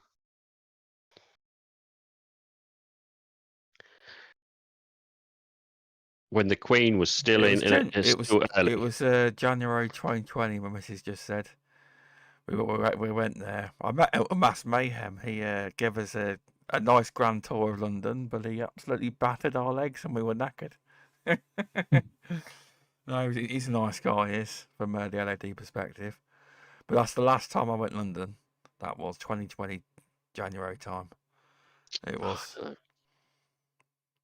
It was. We'll get you out at some point. I don't know. Maybe it's just me. I don't know. It's just I do seem to see there's like a decline in, and I think you're right, Luke. It is to do with the cost. Probably drove past I've probably drove past. We've probably drove past your house without even knowing, because we do go up that neck of the woods sometimes. In that area, possibly could have drove past your house without you knowing. Yeah. But it's I think you're right. Maybe it has. I think it has something to do with obviously the fact there's like the disposable income is everything's expensive. There is no disposable income at the moment. Like Luke I think also, but I do think there's also a bit of a shift as well. Just like looking at like the teenagers today, I don't know. There seems to be more willingness. I think they just prefer to be online rather than like out and about. Unless you're in some of the more roughish towns, and then you'll see kids. You got to think though. We had the internet. We didn't grow up. Obviously, I didn't technically grow up with the internet, but when I was like at primary school tail end, we did have kind of the internet dial up. But these kids are growing up now with. A lot of them had their internet all the way through. They did, and some of them are growing up with high speed internet. So this is one of the reasons we've stopped our kids having tablets or the internet. They only get them at weekends. So I've kind of tried to replicate, at least for my children, the old Saturday morning cartoons sort of situation where Saturday morning would be you get in, that would be you grab a bowl of cereal, you sit in front of the TV and watch your Saturday morning cartoons. So I've tried to replicate them that with their tablets and their like little consoles. So they get to kind of, that's it, I have the power. I know someone remember it. So it's just, I've tried to do it that way. And then basically it's like, no, go out in the garden, go and enjoy yourself, or, try and do something outside, when it's not pissing down, admittedly. But Yeah, that's how I've done it. Where my brother, on the other hand, his kids are glued to a tablet 24/7. They're literally just like you walk in, they're glued to that tablet. You walk out, they're still glued to that tablet. Like Jesus Christ. So I think it's a very different thing. I think but then again, you've seen like the younger today's generation, they're learning to code from the age of 5. So it is very much a digital world now, isn't it? Well, is coding? I don't think coding's part of the UK syllabus yet. They let them play an app called Scratch where they can make basic games, but it's not coding. It's still not in the syllabus, as far as I know. I I've not think heard my nephew mentioned it, but he only mentioned they make games on Scratch.io on the PC at schools. I don't believe that's coding, unless I'm I wrong. think maybe it's secondary school where you can actually you can drag and they give you what they classified as like drag and drop coding. Maybe So it's they not can. type. Maybe It's they not can type do it coding. then. It's drag and drop. It's that's how they kind of use it now. So Okay. Because it used to be many years ago, I believe it used to be in the syllabus properly. Then they got rid of it. it wasn't. Going back to your BBC computers, then it was coding, weren't it, to play it? Yeah, it was. To be fair, it wasn't really coding. What you were learning was basic. I would say it was coding, but it wasn't coding. So basically, you'd learn how to do a database, like a very, very little basic database. So like, it would collate, like you could put for instance, if you like cars, you can put all the data of cars and then it would automatically, work out which one's the best sort of thing. Little things like that. That was early on. Or in some cases, even earlier, they teach you how to draw half a circle by repeating this code. That was the closest of what it was we ever got to, was like DOS database. So you got something like that, but you never. The trouble is, you never used it because we couldn't afford PCs back then. So it was like, until you got the Spectrum or something like that, and then you were basically, it's like, well, why spend an hour and a half typing in to draw half a circle when I can Luke's plug and play my tape and load up my latest game. Luke's thinking, what a granddad Removable is. Talking about the Spectrum. That's nothing compared to what I first started with. Trust me. I had a few of them back, but it was more hand downs from my uncle. Like I had the Commodore 64, and I played the Spectrum, things like that. But it wasn't like mine at the time. It was like hand downs, Sega Mega Drive and things like that. Well, I think the real biggest hitter was the Atari 2700. That was the one that I think, if I remember correctly, had the most household. I am Luke probably might have back. I'm pretty sure that was one of the very first consoles. There was obviously other consoles prior to that, but that was the one that I think that hit. Well, that was the most purchased in homes, the most affordable at the time. And if those who don't know what the Atari 2700 is, it was basically a square box with timber surrounds and plastic at the top, and you plug in these cartridges from the top of it. You'd have to blow them sometimes. That's where the me blowing the cartridge come from. And then you'd have one single stick with with maybe 2 buttons on it, and that would be. And we would play Pac-Man. No, we wouldn't even play Pac-Man. Yeah, I think we'd play. What was it? Oh my god, badminton on it.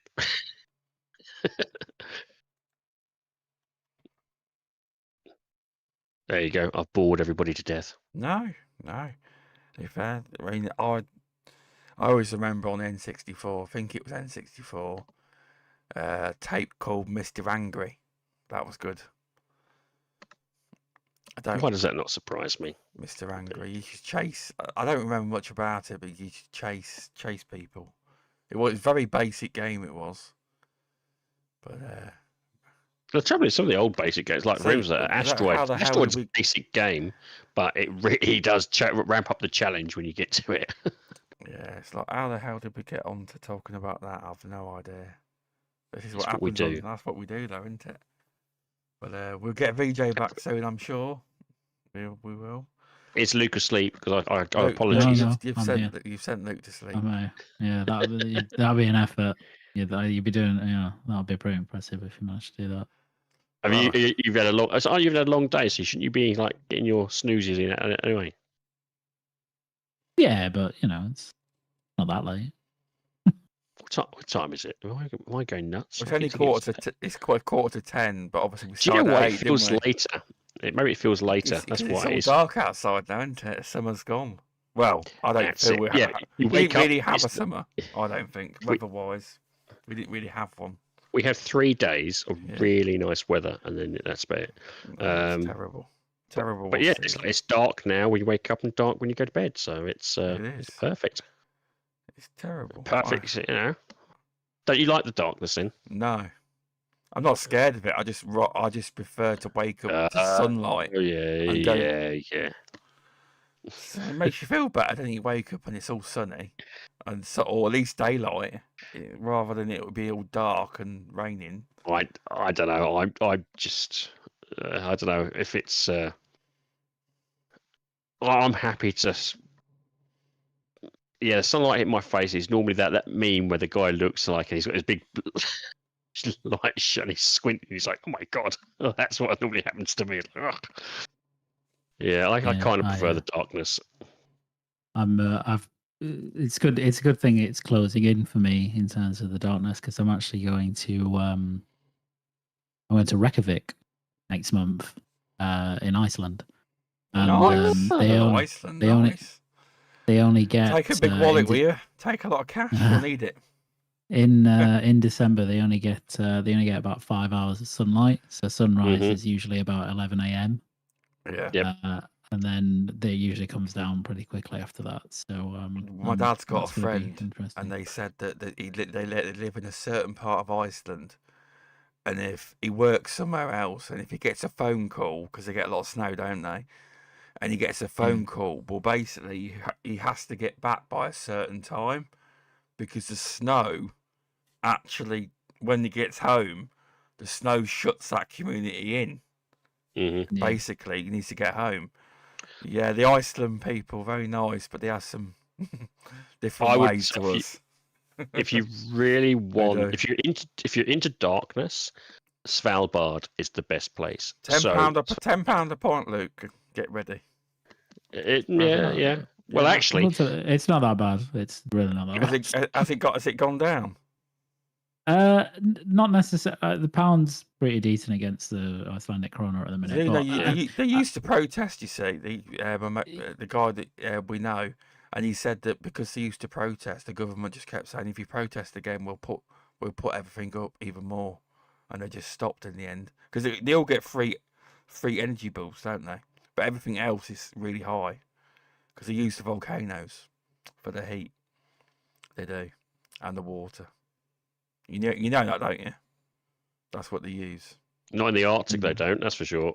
Well, no, they don't there, but they do in Iceland. It's meant to be a very nice country, but it is quite expensive. That's all. It is, but it would be nice to see it. I would tell you if you want to go. I would always recommend go to the north. Is that a holiday, Luke, or is that like is one of your exclusive clients flying you out? No, that's a holiday. That's a holiday. Fair enough. How long are you going for? Is it just a week or two, or is it just going to be no, just like 5 days, 4 or 5 days. That's not bad. So you kind of just poodle around a little bit, or is it kind of just like you can stay one area? No, we're just going to stay in Reykjavik and hire a car and just explore. Basically, just go around. We've booked some stuff, whale watching and that sort of stuff. Are you taking 2 cases? The one from Japan. No, there's not that much merchandise. Not that much merchandise in Reykjavik. No, it's much more of a I'm gonna replicate as much of Death Stranding as possible. I think. Do you know what? I kind of think that is one thing I'd like to see. You could just take pictures of you just walking around with some heavy backpacks on there, just trudging along in this side because it is that Icelandic sort of. Can I borrow your baby for this photograph, please? Yeah. To be fair, in Iceland, they probably allow you to. Yeah. It's got some So- beautiful scenery there. It has got some absolutely, but it's also a bit desolate as well, which is one of the beauties of it. It is it's still, I think, a lot of it is isn't it protected? A lot of it, if I'm correctly, a lot of some of the areas are quite protected, aren't they? Due to they so there's only limited tourism that's allowed there. I don't. Yeah, I think there's know. quite a few. Yeah, a few, quite a lot of national parks and stuff. So, yeah. That's good. So we're seeing a lot of photographs again on social media. You're taking your good camera with you. Well, saying that, you always take good photos. To be fair. Yeah, although it'll be challenging because I've only got a limited amount of sunlight to take pictures. Oh yes, so, that's true.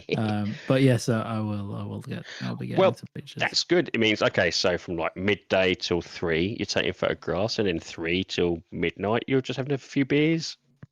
Oh darn. Yeah. Sorry, honey, I can't do anything. I'm just gonna have to sit here and just enjoy the pub or enjoy the meals, sort of thing. Yeah, I'll be interested to see what food there is there, because very good apparently. Yeah. From what I've seen, it looks really nice. Is it reindeer you can eat? It is reindeer you can eat, isn't it?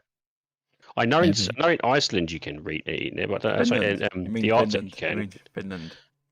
No, if Arctic and Finland you can. I don't know if Iceland is Iceland reindeer as well. I can't remember. I don't know. I don't think I'll be partaking, even if you can. But it is actually quite nice. To be fair, it is really nice. I know it sounds weird to that you're not going to eat. It's got a little red nose on it. It's Rudolph, but ironically, it is actually quite a quite a nice meat to kind of to eat. In terms of the Arctic, you kind of have to because it's quite fatty as well. So they need you to keep because you're burning just through the sheer amount of cold. You're burning off so much weight. But yeah, I would recommend if you do try it, just try it. It'd be one thing I would recommend trying it. But yeah, Iceland, I'm trying to think of what other they're infamous for in terms of food wise. I'm trying. There is some really good dishes out there, isn't it? If I remember correctly, I like watching some of these food travel shows where you just basically go out and they tell you. Is it Mark Wiens? He normally does a lot of good travel food stuff as well. Yeah, I mean, it's rustic Scandinavian food, so it'll be good. You can't really mess that up. No, it sounds good. And it's sometime soon, isn't it? You're saying is that in January or was it? No, in December. A couple of weeks now. Oh wow! So you're not too far then. Yeah. That'll be good. That will nice little holiday for you. What's the flight then? Is that quite a long flight?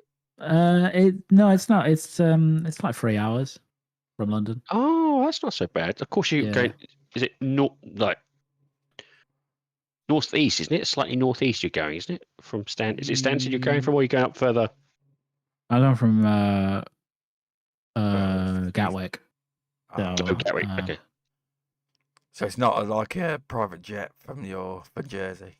No, that's our service at the minute. Yeah.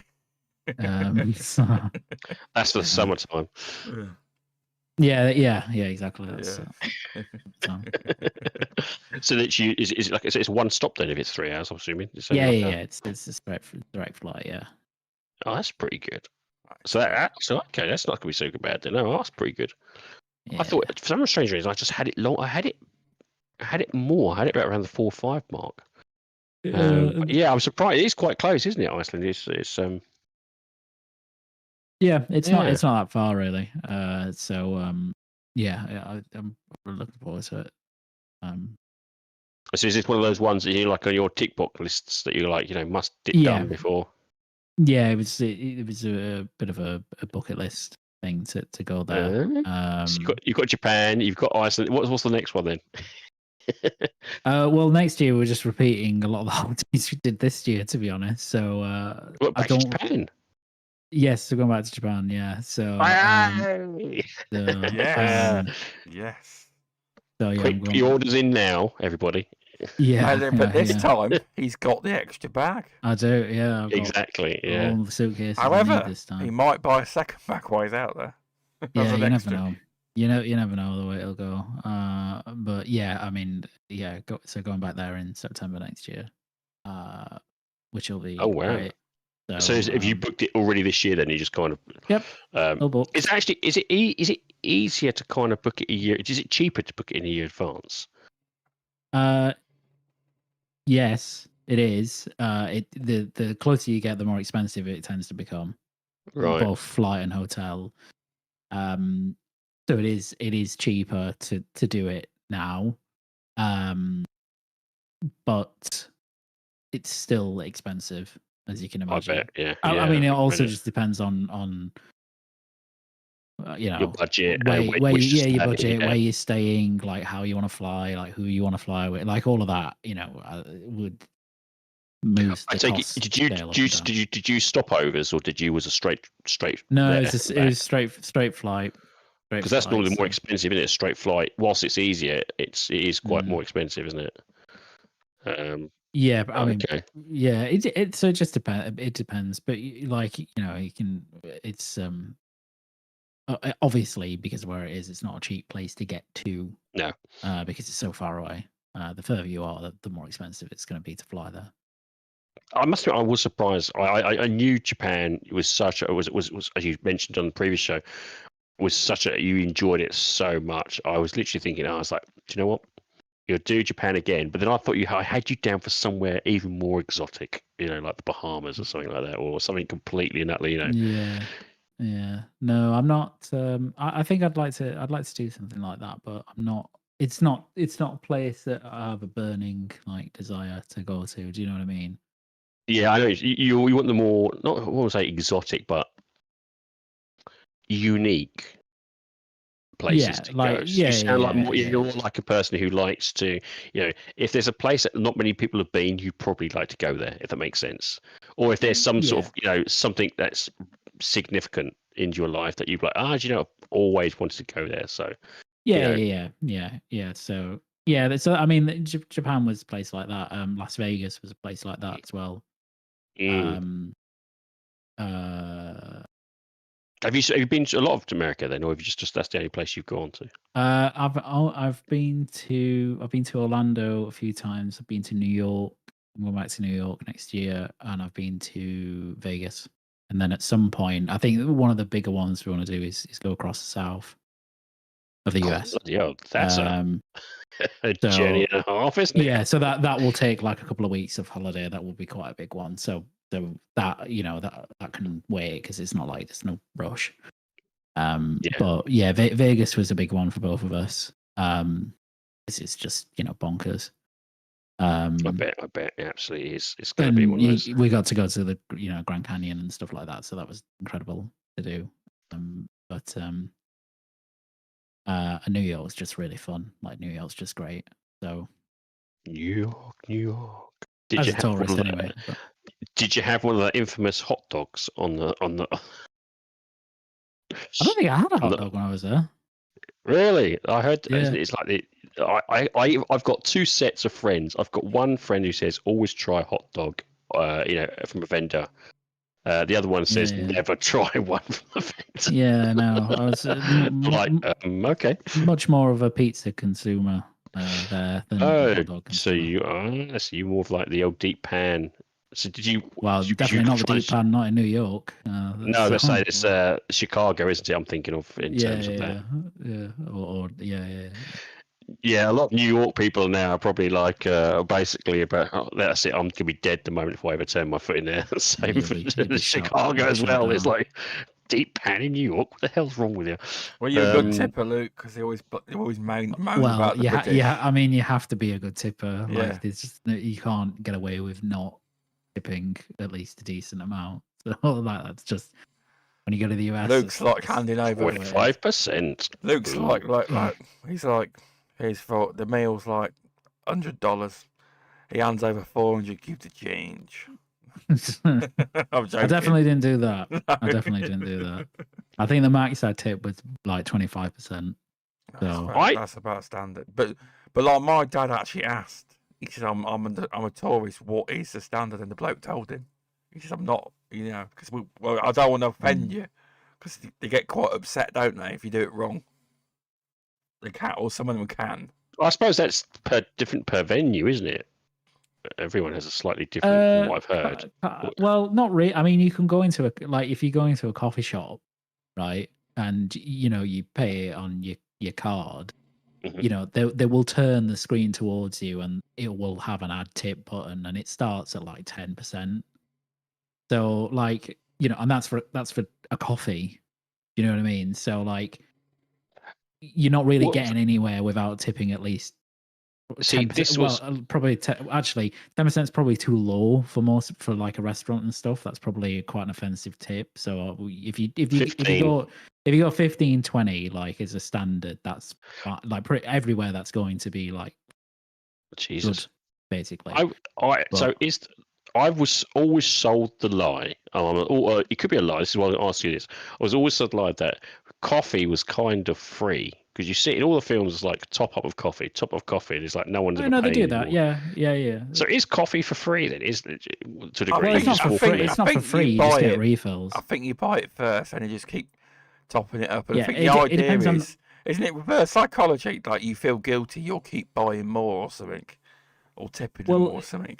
It's not for if you go to like diner type places and you get a coffee, like a black coffee, Yeah. Mhm. then you'll get refills. Obviously, it costs whatever it costs for a coffee on the menu, and your refills in every place I went, they were free, quote unquote, and you don't pay extra for doing that. But so that does exist. Okay. But I mean, I'm not really a big black coffee drinker, to be honest. So I'm a big Dreams haven't been milk shattered. coffee Removable. drinker. So Mm. you go to a coffee shop, obviously, cappuccinos, whatever the price of cappuccino is, you don't get a refill of that. So but So I had it in my head. It's like you could free refills. I'm thinking, Jesus, I mean, you can in many places. in many places you can, So in a lot of diners, there's a lot of free, refill stuff. Oh wow, okay. So they will come around and That's why you need to pay a tip if they're giving you free coffee all the time. yeah, well, yeah, that's kind of what you pay. Like it's part of what you're paying for the person to come around and give you some more coffee. Oh, okay. See, there you go. I thought it was a bit of a porky pie. I thought, no, it's just more of like It definitely exists. TV show American thing. It doesn't really exist. There we go. Whereas whereas in Japan, it's actually quite offensive tip. So you nowhere tip. You don't tip anywhere. I mean, that's partly because they actually pay their people well, but but still. Is it also? I can't remember. Isn't it offensive? Well, again, I'm not 100% sure. And this is where I kind of listen to abroad in Japan. Is it like if you finish your meal completely? I think that's a Chinese. That's Chinese, is it? Where you completely finish your meal, they find it a little bit distasteful. You've got to leave something behind because it then proves that they've given you a decent, Yeah, I didn't see that anywhere in Japan, to be honest. I didn't see, even from people, Japanese people that were eating. It must be China then. It must be China. I'm thinking. Yeah. So I'd heard that before as well, but I feel like someone got their wires crossed there. Or if it does exist, it's fallen completely out of the norm. To be like that, it's like nobody cares about it anymore. If it did exist in Japan. I think maybe it's China then. Maybe it is their thinking, because I was like, it kind of stuck to me. Actually, do you know what it was? I think it was an advert. Do you remember? See, there was a guy who he's eating a bowl of eel, and he finishes it, and so he thinks he's being respectful, but they see it as disrespectful, so they give him a bigger bowl of eel, and then he finishes it again because he doesn't want to be disrespectful. And then the last one is to bring this huge eel. It's like about 4 or 5 people carrying it, and he's like, "Oh my god." I think it was like a 1990s or early 2000s ad or something like that, and that's where it's probably stuck in my head.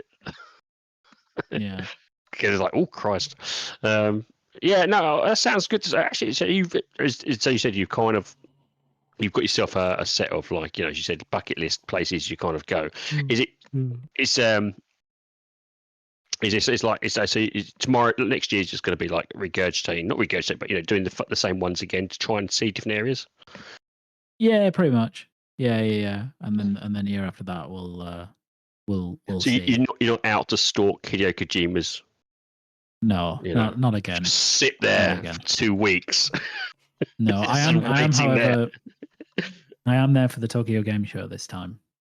Oh, So, wow. Right, I that's will. it. We're right. Everyone, give him a case now. We'll give him a case now, where he can just get a whole load of stuff for us whilst we're there, because Yeah. it's like. So I will be there for at least So a you day. really was that planned? It must have been planned. Come on. It was this time, yeah, because I was like, okay, well, I know what dates they are next year, so I can time that we can time the visit over that period. Because even if we just go to the Tokyo Game Show for a day, which is probably what will happen, it will just be one day. That's still a great experience, you know, to actually be able to go to that and see what it's like. So, so yeah, we looked and it will mean that we can. Is it expensive?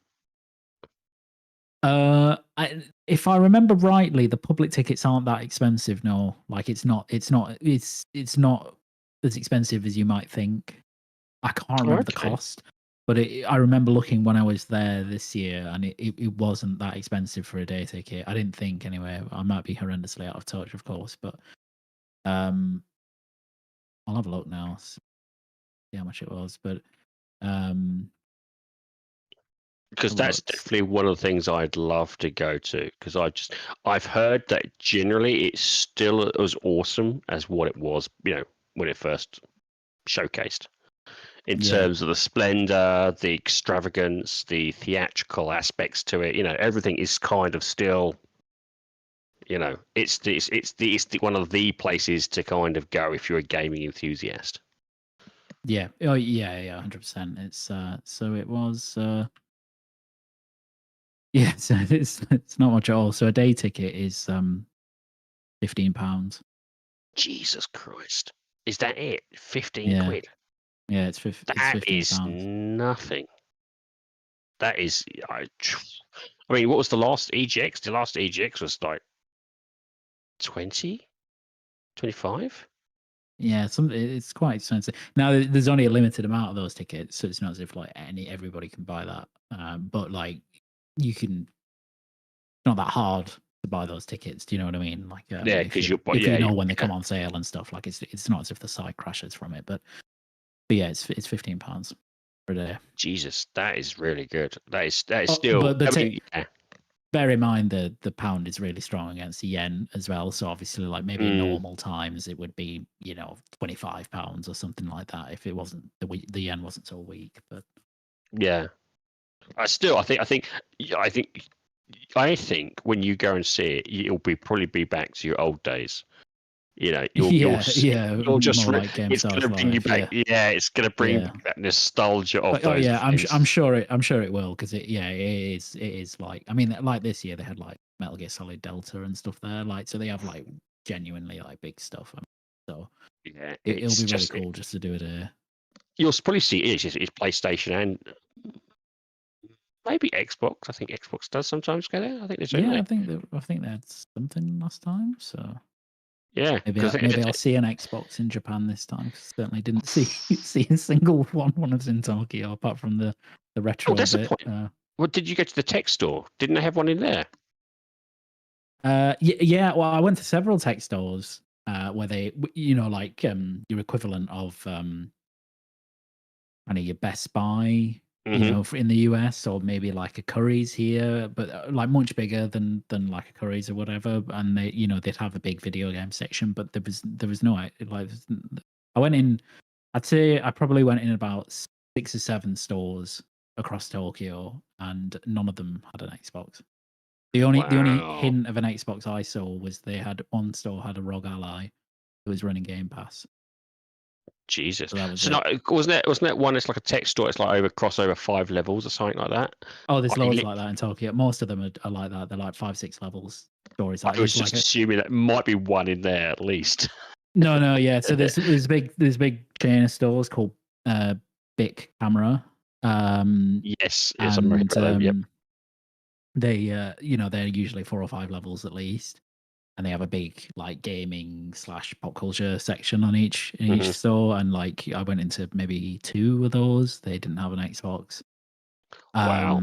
It was just basically Switch, and then like big Switch section, and then kind of like a PlayStation section that was maybe half to 3/4 the size of that.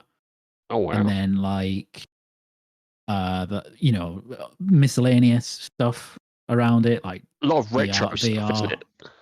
Not in those stores, but like there are so many amazing stores in Tokyo that just have all they sell is like retro stuff.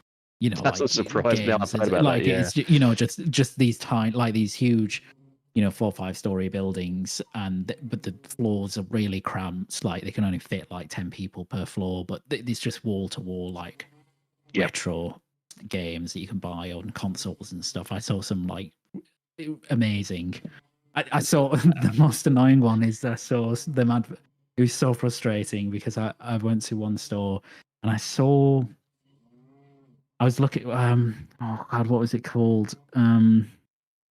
There's a chain of stores called it's called Mandrake, and that's like all they do is sell retro stuff. That's what they're famous for. And I saw something in one of the papers that they did an interview with the owner, and he was showing off something that they had, and it was a very, very, very limited metal, like an MGS PlayStation 1 that was signed by Kojima. Like he came into the store and he signed it, and I was like, okay, look, like I'm willing to pay like a fair price for that. And it wasn't fair though, was it? Well, no, the problem was I went to the store and I could not find it anywhere. I was like, I don't understand where this is. And then my wife like pointed up, and sure enough, it was on a rack above the till. And so it was there, but it just had a big sign next to it, not for sale. So it's just something that they keep for themselves. But like, you could do real damage in those stores if you're into retro games. I saw again one of like the Broad in Japan ones, and he went into these retro stores. What got me was the quality of the retro games and consoles. I mean, when I say pristine, they literally, okay, they're not in their boxes, but the consoles themselves look as if they're brand new. There's very little wear and tear, very little damage or anything like that. Over here, this would be classed as very good or pristine almost. It was like, I was surprised, and it's not just one item either. It's like thousands. I think you showcasing off like the old Game Boys, and like everyone he picked up just looked like it'd been just pulled out of a box and stuck in a bag and put on a shelf. And I was like, Jesus, this is like, how is it? And I think one was had a bit slightly yellow because it had a bit of sun in it, and it's like half the price of all the others. But even the others weren't expensive either. And I'm like, Jesus Christ. They're just like, they have another level of keeping things. They really respect. They do. Their tech in any shape or form. It is, it's replaced. It's carefully maintained. It is. If you ever want, good old retro tech, Japan seems to be the case to go for it. Yeah. If I had more room, I would have bought like a console or something of that nature. I didn't. Well, I did by the end of it. You still can. Yeah, so I can, I'll go back and I'll have a good look. Like I got some stuff. I got a copy of Biohazard 2, Resident Evil 2, and on PlayStation 1, and a copy of Final Fantasy 7 on PlayStation 1 as well. So, to be fair, I was a little bit disappointed you didn't buy a Tamagotchi. Yeah, but there's just so many of them. There's so that's what I'm saying. It's like there's so many over there. I've only got so much suitcase, and they're not big. And I'm like, how has he not bought himself a Tamagotchi? And for those who don't know what that is, honestly, it was the very first, what we classified was like online, but it's not even online, very first digital pet. They still make Tamagotchis. They still make them. You can buy them here as well. Yeah. You can, but But they're extortionately priced over here. You know, yeah, over in Japan, I suspect they're probably really cheap, as you see, because there's so many of them, and they stick with like the original styling as well. yeah. It's just, yeah, I was surprised. It's like I looked at the pictures of what you had brought over. It's like I can't spot it. Where is it? Where's the Hiding it. Tamagotchi there? Because I was Yeah. like, yeah, he's gonna get one of those. But I tell you what, it's been fun talking tonight. But Luke wanted to Bedtime. start early, so I think he could go to bed without having to be like 11:30 at night. But it has been fun to have you on, Luke. It Oh, has, Mm. definitely. And to chat about the retro games in Japan as well. How Japan came up was to your. knows? Actually, no, it started off for your Iceland trip. And now we ended up in Japan. We There did. you go. Yeah. But no, it's fun. We've- People love hearing about it. And we will it's get true. you. We will definitely get you back on soon. We will. Awesome. When Thank you for having me. when you're free. That's probably fucking because Stubz till you're 8 o'clock. You know what I mean? well, But you're like- busy now, aren't you, with Indie Gamer? So that should be coming back. Well, yeah. Yeah, that'll Most of be them are back soon. that'll be coming back soon. Yeah. That'd be good to hear and watch. That will Oh, be. That will be. I will put that in the show notes actually. I will. Under your name at the Indie Gamers channel Nice. as well. I will. Nice. So right, thanks Luke for coming on. Do you want to tell people where they can find you? Yeah, no, thank you for having me as usual. Pleasure chatting with you both. And yeah, go follow me. I guess @StEAL90.bsky.social, like whatever the blue sky one is, Yeah. that handle. Go follow me there. I'll put that on there as well. Actually, I yeah, forgot about that one. yeah, and I am on X still, albeit I don't frequent it as much. @StEAL90. So, but I'll be on around those two. Thanks, Luke. And RemovableSanity. Can you tell people where they can find you? My voice is much appreciate it. going. Yeah. Big thanks, obviously, Luke coming on. It's obviously we will get you back on again. Obviously, we give you a bit of a break because clearly not when we don't want to try and catch you on when in the middle of your trip. You know, unless of course you're really desperate, you want to talk to us over your trip like that. That's the case. But for those who wish to, interact with me, you can follow me on X, Minds, YouTube, and Xbox, and on here under the name RemovableSanity. Thanks, RemovableSanity. And you can find me on this channel, StubzGaming on YouTube, StubzGaming on Rumble, and yeah, I'm gonna put it on X. I'm gonna give it another go on stream on an X for the next show. I've decided during the show, and Apple Podcasts, Spotify, all the podcast platforms you can find this podcast on. But thanks everyone that's tuned in tonight. My voice is about gone. You can probably hear it getting worse, but I've got to have another sweet or something. But anyway, thanks everyone, and I'm going to say see you next time. It should be next week, but